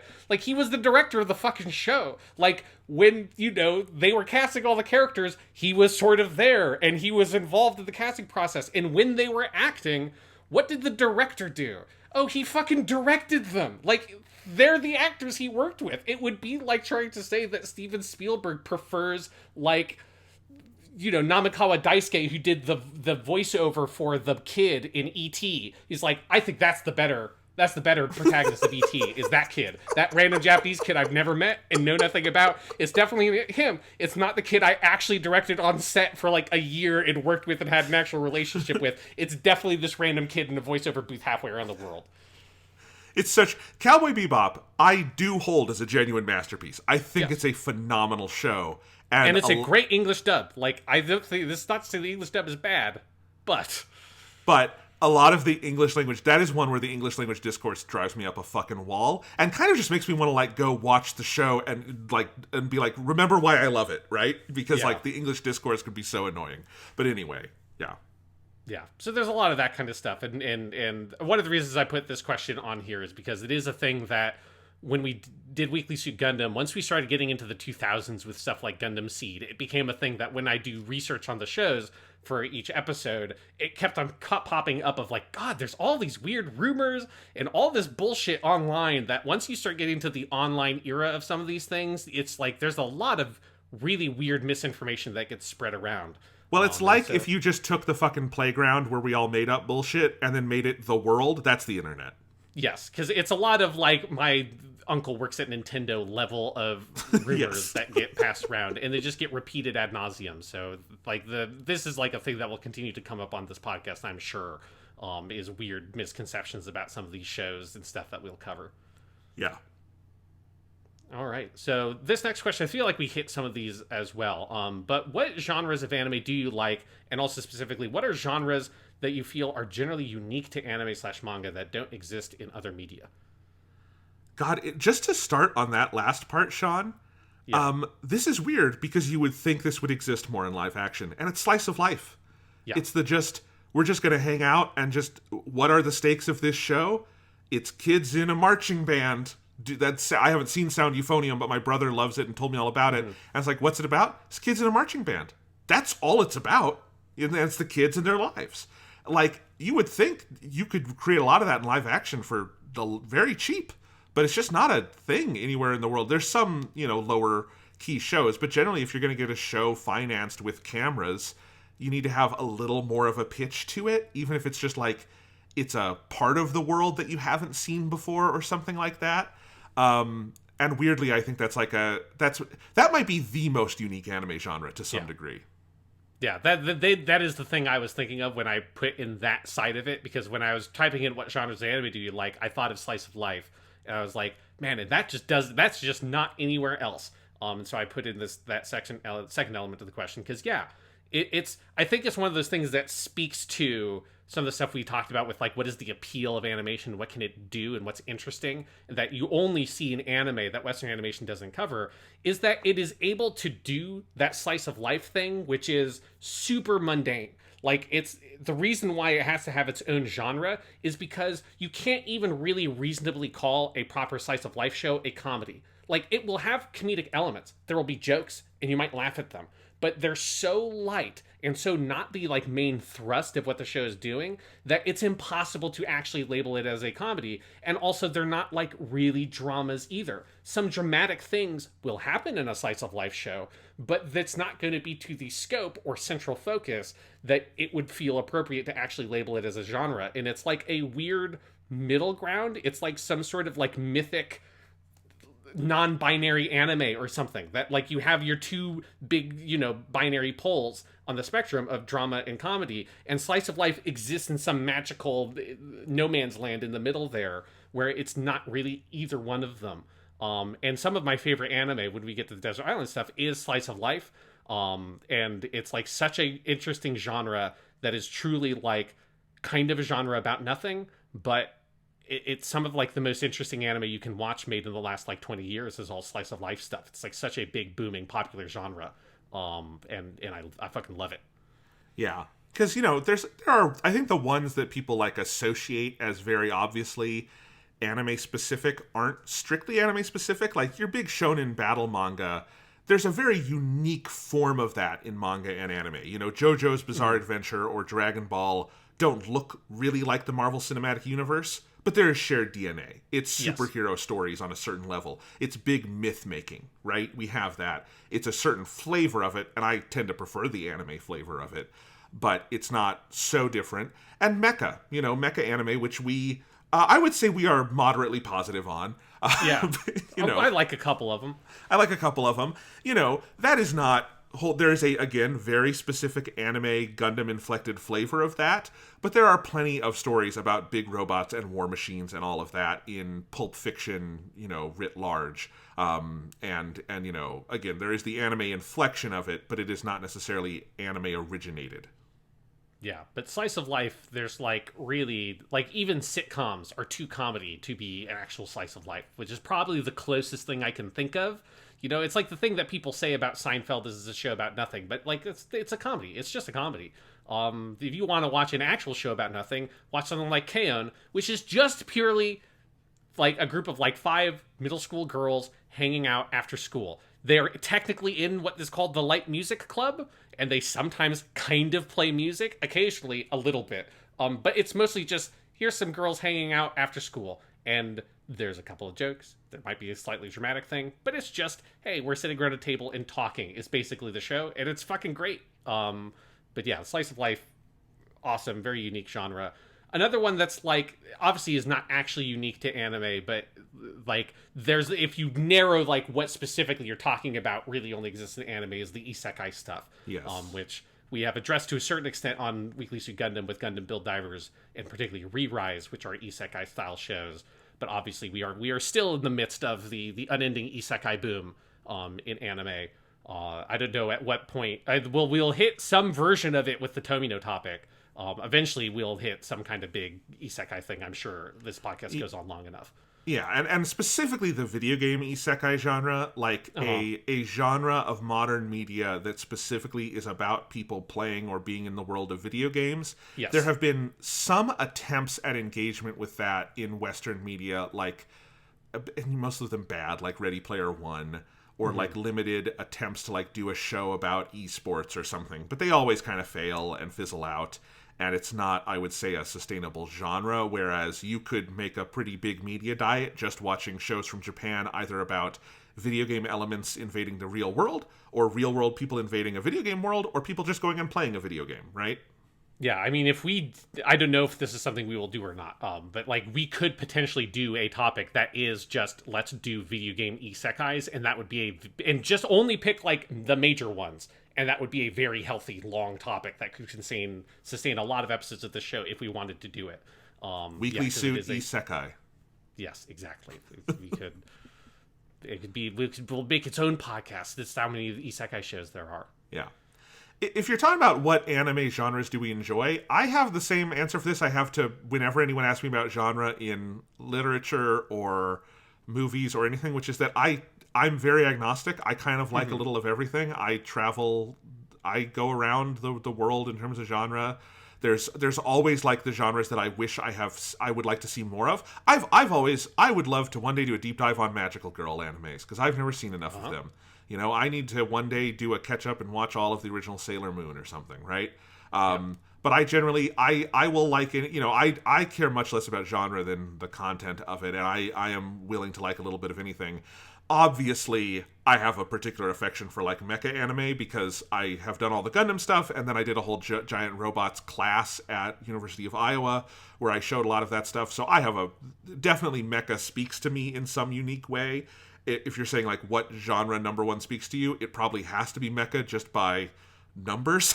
But I also love, I love the shonen stuff. I've got my One Piece wall, my Dragon Ball wall, I've got all that stuff. But I like anything. I wish I had. I wish I would. I say wish. We'll have the time on this show to watch more slice of life stuff too. Yes. All of yes, it. that is definitely. I already know where will. It'll probably not be in the too distant future. I've got a couple of topics I know that will hit major slice of life stuff. Yeah, in terms of like the genres I really like, I mean, I guess the easy way for me to say this is, this will be sort of a segue to the Desert Island thing. I mean, the 5 anime I picked for my Desert Island anime are a mecha show, a battle shonen show, a slice of life, a sort of like wacky comedy, and a rom-com / romantic drama somewhere. It's a romance, let's just call it that, a romance story. Because I feel like that probably is the major genres I typically hit a lot of. Obviously I'm like you, like I'll watch anything as long as it's good. Like, man, I'll watch a like sappy shoujo romance show. Like I have nothing against that. Like I'll watch a adaptation of an otome game if it is good. I haven't watched a lot of magical girl stuff. I have watched some. Like I've seen good chunks of Sailor Moon. And I do want to get around to more of that at some point. Like I want to watch at least like the original Pretty Cure and some of that kind of stuff. I learned that, I can't remember what it is off the top of my head, but I remember I saw a topic going around on Twitter of magical girl or Mahou Shoujo fans talking about how like everyone treats Madoka Magica as like Eva, of like, oh, it invented this like doing dark shit with magical girls, and everyone's like, no, like magical girl stuff has always been dark as fuck. And then someone shared a clip from an old magical girl show where the main character gets run over by a truck and dies. And I was like, fuck. It was like I gotta watch more of this because holy shit, this seems great. That's amazing. Yeah. So I'll watch any anime you throw at me. I won't like every single one, but I'll try it. Well, that's good because I'm gonna throw a lot of anime at you on this podcast. Is the plan. So the last question here, I think we just give a one-word answer for this question, Jonathan. Everyone already knows the answer. Subs versus dubs. Subs. Yep. Can I give a slightly longer than one-word answer? Sure. Yeah, go ahead.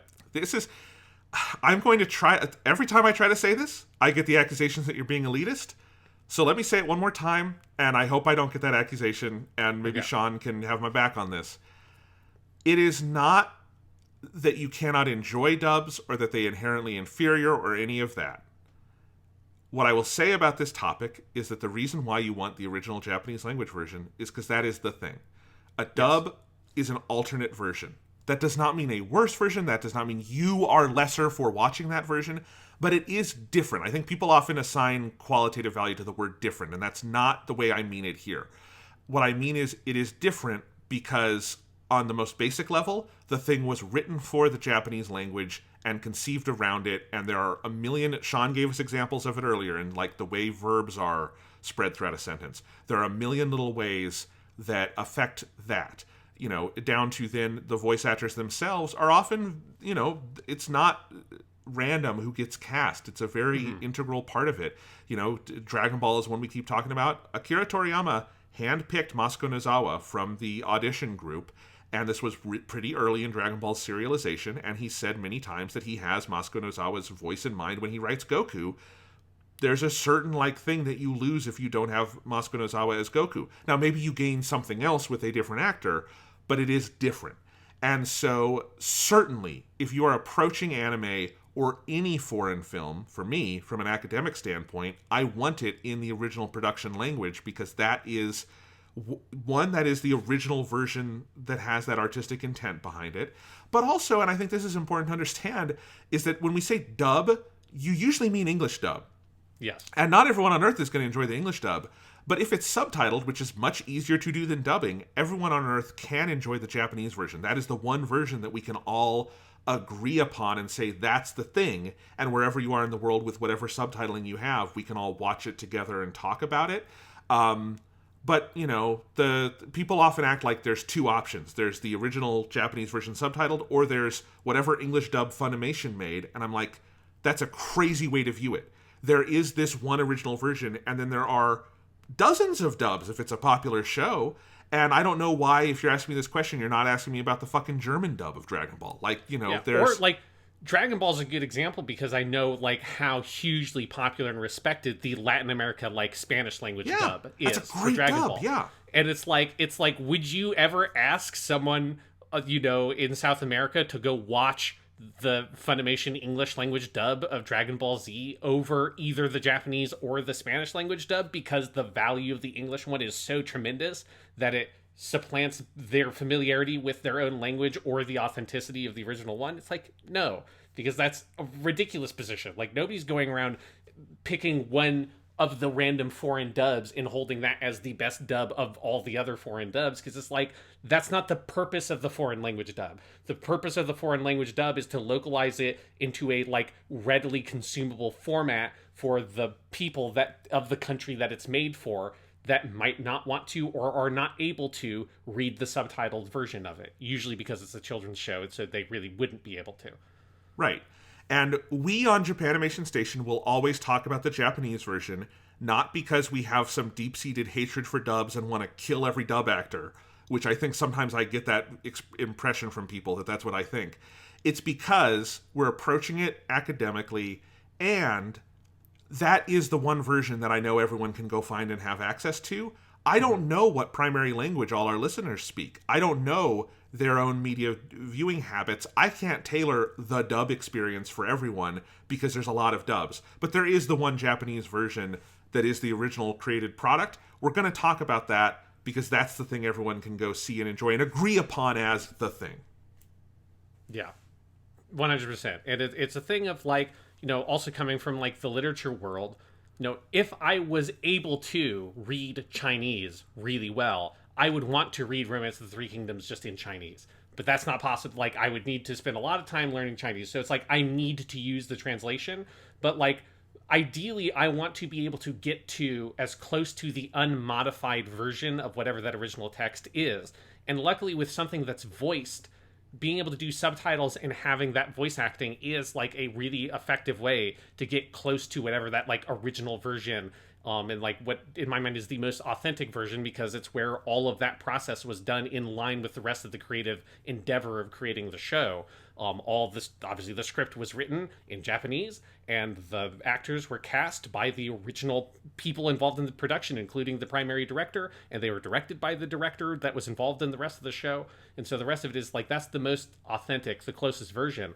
That even if, and I have yet to encounter this, but even if I thought that, like, in a qualitative way that the English language dubbing and the acting done was even better and that the script was better written through the translation than the Japanese version, even if I thought that, I would still prefer the Japanese version from that authenticity perspective. And certainly on the objectives of the podcast, that would be the only version we would want to cover.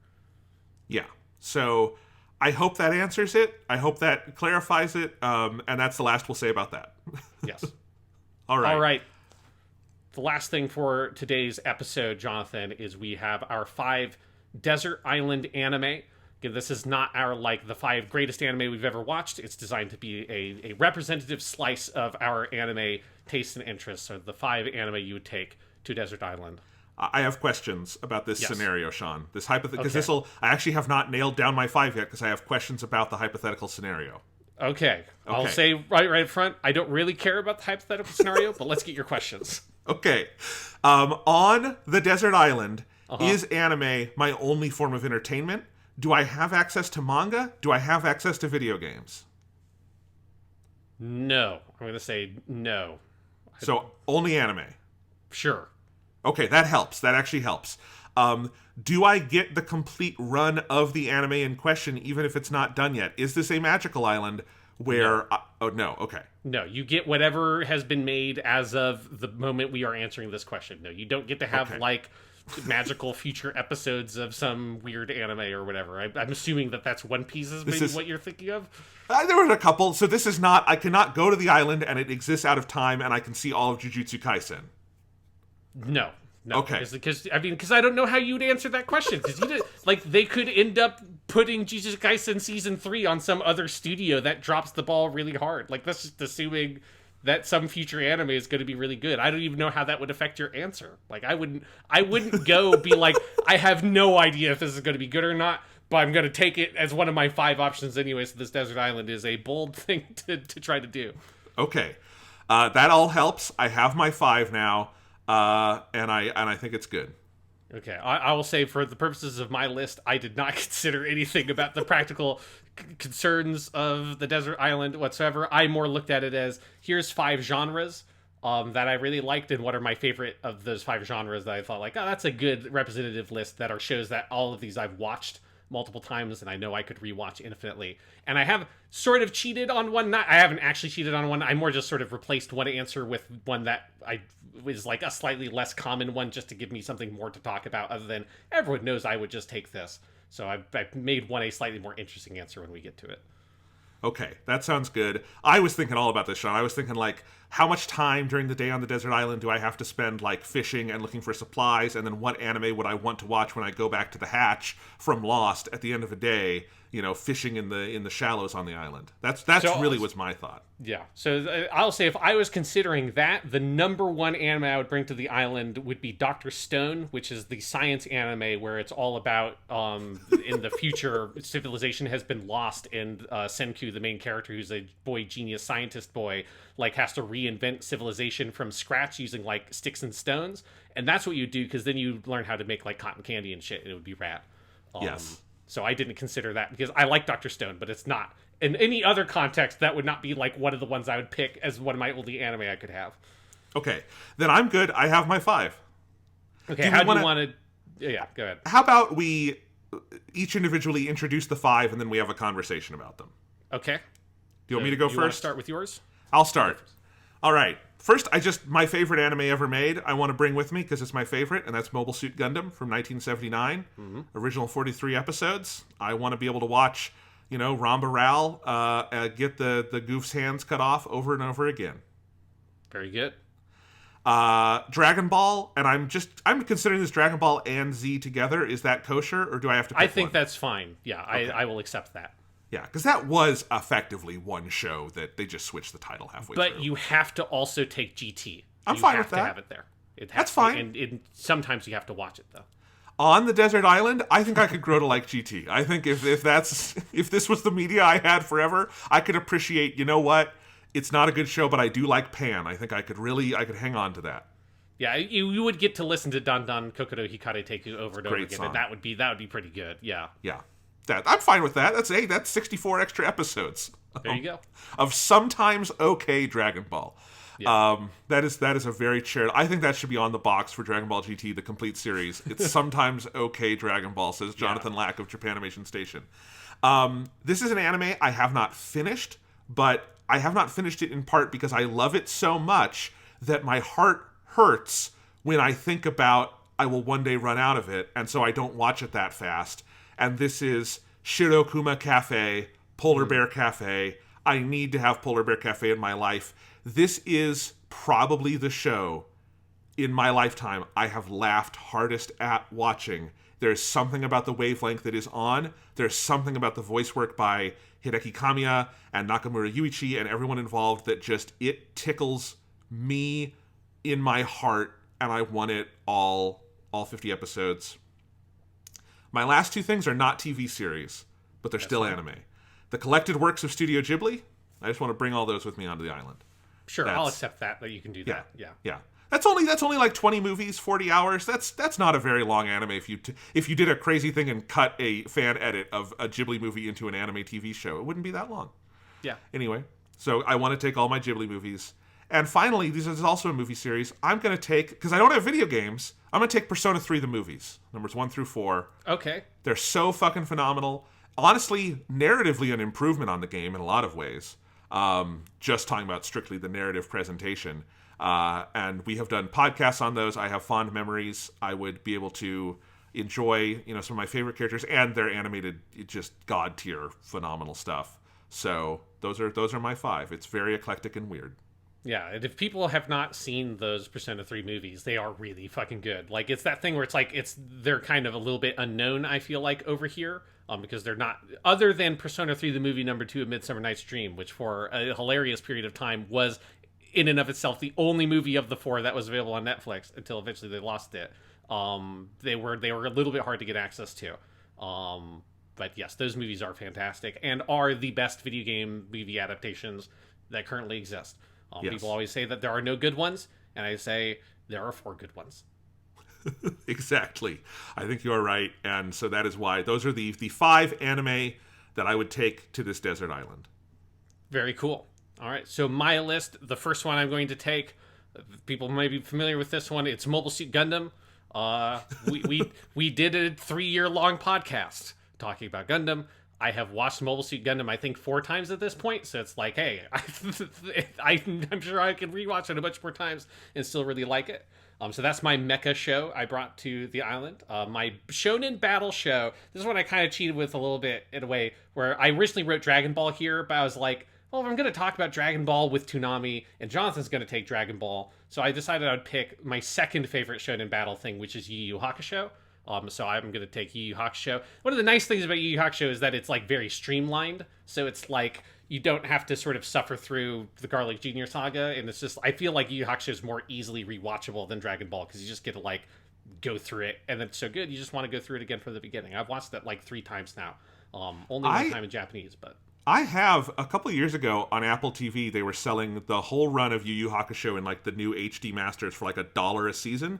And so I own the whole show in like nice HD on Apple TV. Someday I will watch it. It's not that long. Like it's 100 episodes, right? Yeah, that might be a good thing to do for a future episode of Japanimation Station, just like between larger topics. Yeah. Do some I would do that. I've always wanted to see it. I read some of the manga back in the day.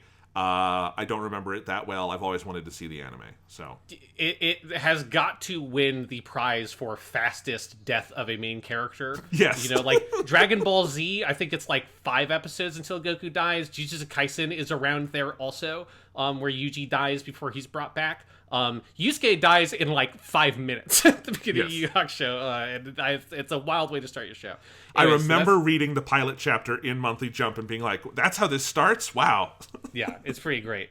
So that's my Shonen Battle thing I'm going to take is Yu Yu Hakusho. My Slice of Life show is Nun Nun Biori. This is one of the greatest anime ever made. Eventually, we will definitely hit it on a Japanimation Station episode. It is about a group of girls growing up in the countryside, going to a little school. There's like 6 of them. They're like the only kids that attend that school. They're all of different ages, so they all, like, one of them is a first grader, and that's the only first grader at the school, and it's that kind of thing. And it's just about them growing up in the countryside and living next to nature, and very light comedy and light drama, but it is for me easily the best slice of life show I've seen. It's fucking phenomenal. 3 seasons and a very good movie. That is another genre that is unique to anime, I think, to a certain degree, is the pastoral, agricultural, countryside slice of life is a whole thing. Yes, yeah, that's its own subgenre of slice of life. Absolutely, is the going to nature and learning like the value of nature and just living there. Yeah. My comedy is Nichijou, the Kyoto Animation comedy that is just fucking madness. It is the best animated show on this list. It is one of the best animated TV anime I have ever watched. I have no idea how Kyoto Animation managed to like spend so much making this really goofy, weird comedy show as gorgeous and fluidly animated as it is. But Nichijou is on there. We will definitely end up doing a thing on Nichijou.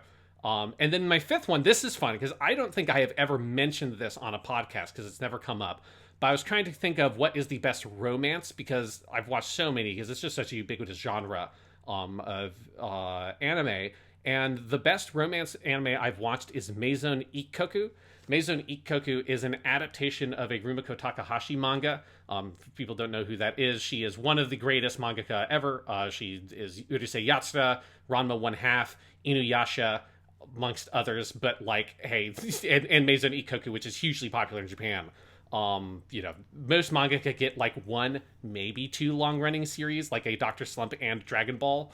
For Toriyama, she's got like 5 or 6, and it's like I remember specifically learning that the same person did Ranma 1/2 and Inuyasha, and being like, How? Yeah, That's right? like, because those two alone, I mean, in the West, and then, Mason Ikoku, much more popular in Japan than here. It's like 3, it's just crazy, yeah. Yeah, Urusei Yatsuro also, which is getting a new anime adaptation as well. But anyways, Mizon Ikoku is a great show. It's like 80-something episodes, I think, but it's a romance about Godai, who is a college-age student. Or basically, he starts off the beginning of the show, he has failed to get into college. So he's what is called a Ronin student in Japan, where he basically has a year off before he gets the entrance exams again. He starts living at a little condominium kind of thing called the Maison Ikoku, and the manager of the Maison Ikoku is a woman named Kyoko, that he falls in love with at first sight. She is she's very young. She's the same age as Godai, but she's also recently widowed.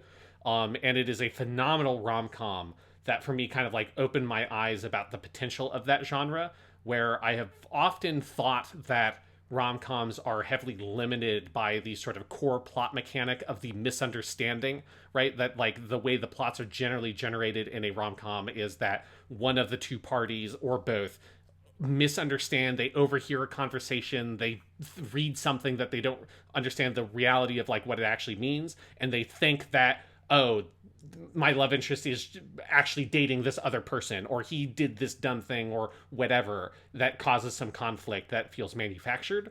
And oftentimes in other rom-coms it's felt very artificial to me. Maison Ikoku is so well written that while every episode is built around some sort of coincidental misunderstanding between the two parties, Takahashi always makes sure that that misunderstanding is not about that misunderstanding. It is about fundamental character psychological elements that prevent these two people from being together until they mature and grow up and come to better understand themselves and the world they live in, until they're able to be at the point that they could be in a relationship. And it's a full story, beginning and middle and end. It ends with them, finally getting together, and there's a little bit of material after that, which is nice. But it's the most sharply written rom-com I have ever seen that is so much about the internal lives of these two people. And I've never seen something so good at making it feel like that, even if both people at the beginning of the show got over their bullshit and just confessed their love to each other, they would not have been able to get into a relationship because of all of the sort of fundamental character flaws they have that they have to overcome over the course of the story. And it's also just a phenomenally produced, really well directed show. So if people want a good old school kind of 1980s rom-com anime, Maison Ikoku is at the top of my list for romance anime, and it's one I would take to my island. God, we would have to think about the logistics of this, but I would love to do a series of episodes on shows based on Rumiko Takahashi manga. Some of those are fairly long, but I don't think it would be impossible. That would be one of them. It would be pretty fun. Yes, yeah, that's definitely on a list of potential topics that we'd have to think through. But yes, because Ranma 1/2 is one that I've seen individual episodes of and absolutely adored, but have never watched the whole show in order. So yeah, it's one of those that's very intimidating because of how big it is. But yeah, it's after doing Weekly Suit Gundam, I will say I have a different idea of what means intimidating, and I'm that one's only really 140 episodes. That's fine. We did 800 episodes of Gundam. Fuck it. It's true. Yeah. Anyway, Sean, I liked your list. I think that would be a fun desert island. If we're on the desert island together, that's great. We should have been if we were on the same desert island, we should have coordinated our Gundams, and one of us should have picked turn A. Yeah. But, hey, I'll take turn A if you want to take Mobile Suit. Okay, good. Yeah. There. Then we can hang out and we can watch Polar Bear Cafe and Non Non Biori. It'll be great. Honestly, that sounds better than my actual life. Yes. Dude, oh my god. If we could just take these 10 things, go to a desert island and just hang out and watch anime and just be the rest of the world's going to shit, but hey, we could just laugh at penguins' antics in Polar Bear Cafe. That'd be a good time. It would be so much less stressful. Yeah. Yep. But instead, we are going to make a lot of episodes of Japanimation Station talking about these and other shows. Yes, because basically that's always the point of this podcast, is to get as close to that experience as we can, while also being functional adults that live in society. But we get to take time off from that to be hey, let's watch a lot of Fullmetal Alchemist. Indeed. So in the weeks to come, we have next week will be Fullmetal Alchemist, talking about the 03 show. The week after that, we're going to be doing the movie Conqueror of Shambhala, which is the sequel and ending to that show. And then we'll have to take a couple weeks to watch Brotherhood. But in the meantime, Dragon Ball Super Superhero comes out in US theaters on August 19th, so we will definitely release our review of that as an episode of Japanimation Station, because that is definitely Japanimation, and we love Dragon Ball. So for at least the next month, this will not always be an every single week series, because it takes time to watch the anime and stuff, and we want the audience to have time to watch them along with us. But for this first month or so at least, we're going to be going every week because we want to get it off the ground in style. Yes, so it's going to be a good August, where we'll be filling up this August full of good. It's Anime August. Yes, it's Anime August. That's the new name of the month. I am so excited that we're doing this podcast, Jonathan. I'm so excited too. We have literal years of plans already and ideas, and it'll be so fun. And just Fullmetal Alchemist is going to be a great one to start with. I think that's going to be a really interesting series of conversations. Our first major series we're going to do is Fate Stay Night and the associated stuff with that Sean mentioned earlier. Probably Tomino-a-thon coming in 2023. There's lots of good stuff to come. Yeah, and the list of topics always gets bigger. I thought of a couple of other ones just 2 days ago, and it's like, oh shit, that would also be good. So we've got lots of great topic ideas. Obviously, if people have things they'd be interested in us covering on Japanimation Station, you can hit us up on the social medias. We are both on Twitter. We're both on Twitter, and you can specifically, there is a Twitter account for this podcast. It is at Japanimation Pod. At Japanimation Pod on Twitter. Tweet us whatever you want based on anime. You know, I'll only look at so much random hentai that is sent my way, but there you go. But you will look at some of it, is basically what you just implied there. So, well, I can't, if I open it and I don't know what it is, you know. There you go. So if people have stuff that they want us to cover or questions or anything like that, you can hit us up on social media. But this is exciting because it is the dawn of a new era of anime podcasts in the world, with what I'm sure is going to be the greatest anime podcast ever made, which is Japanimation Station. Japanimation Station.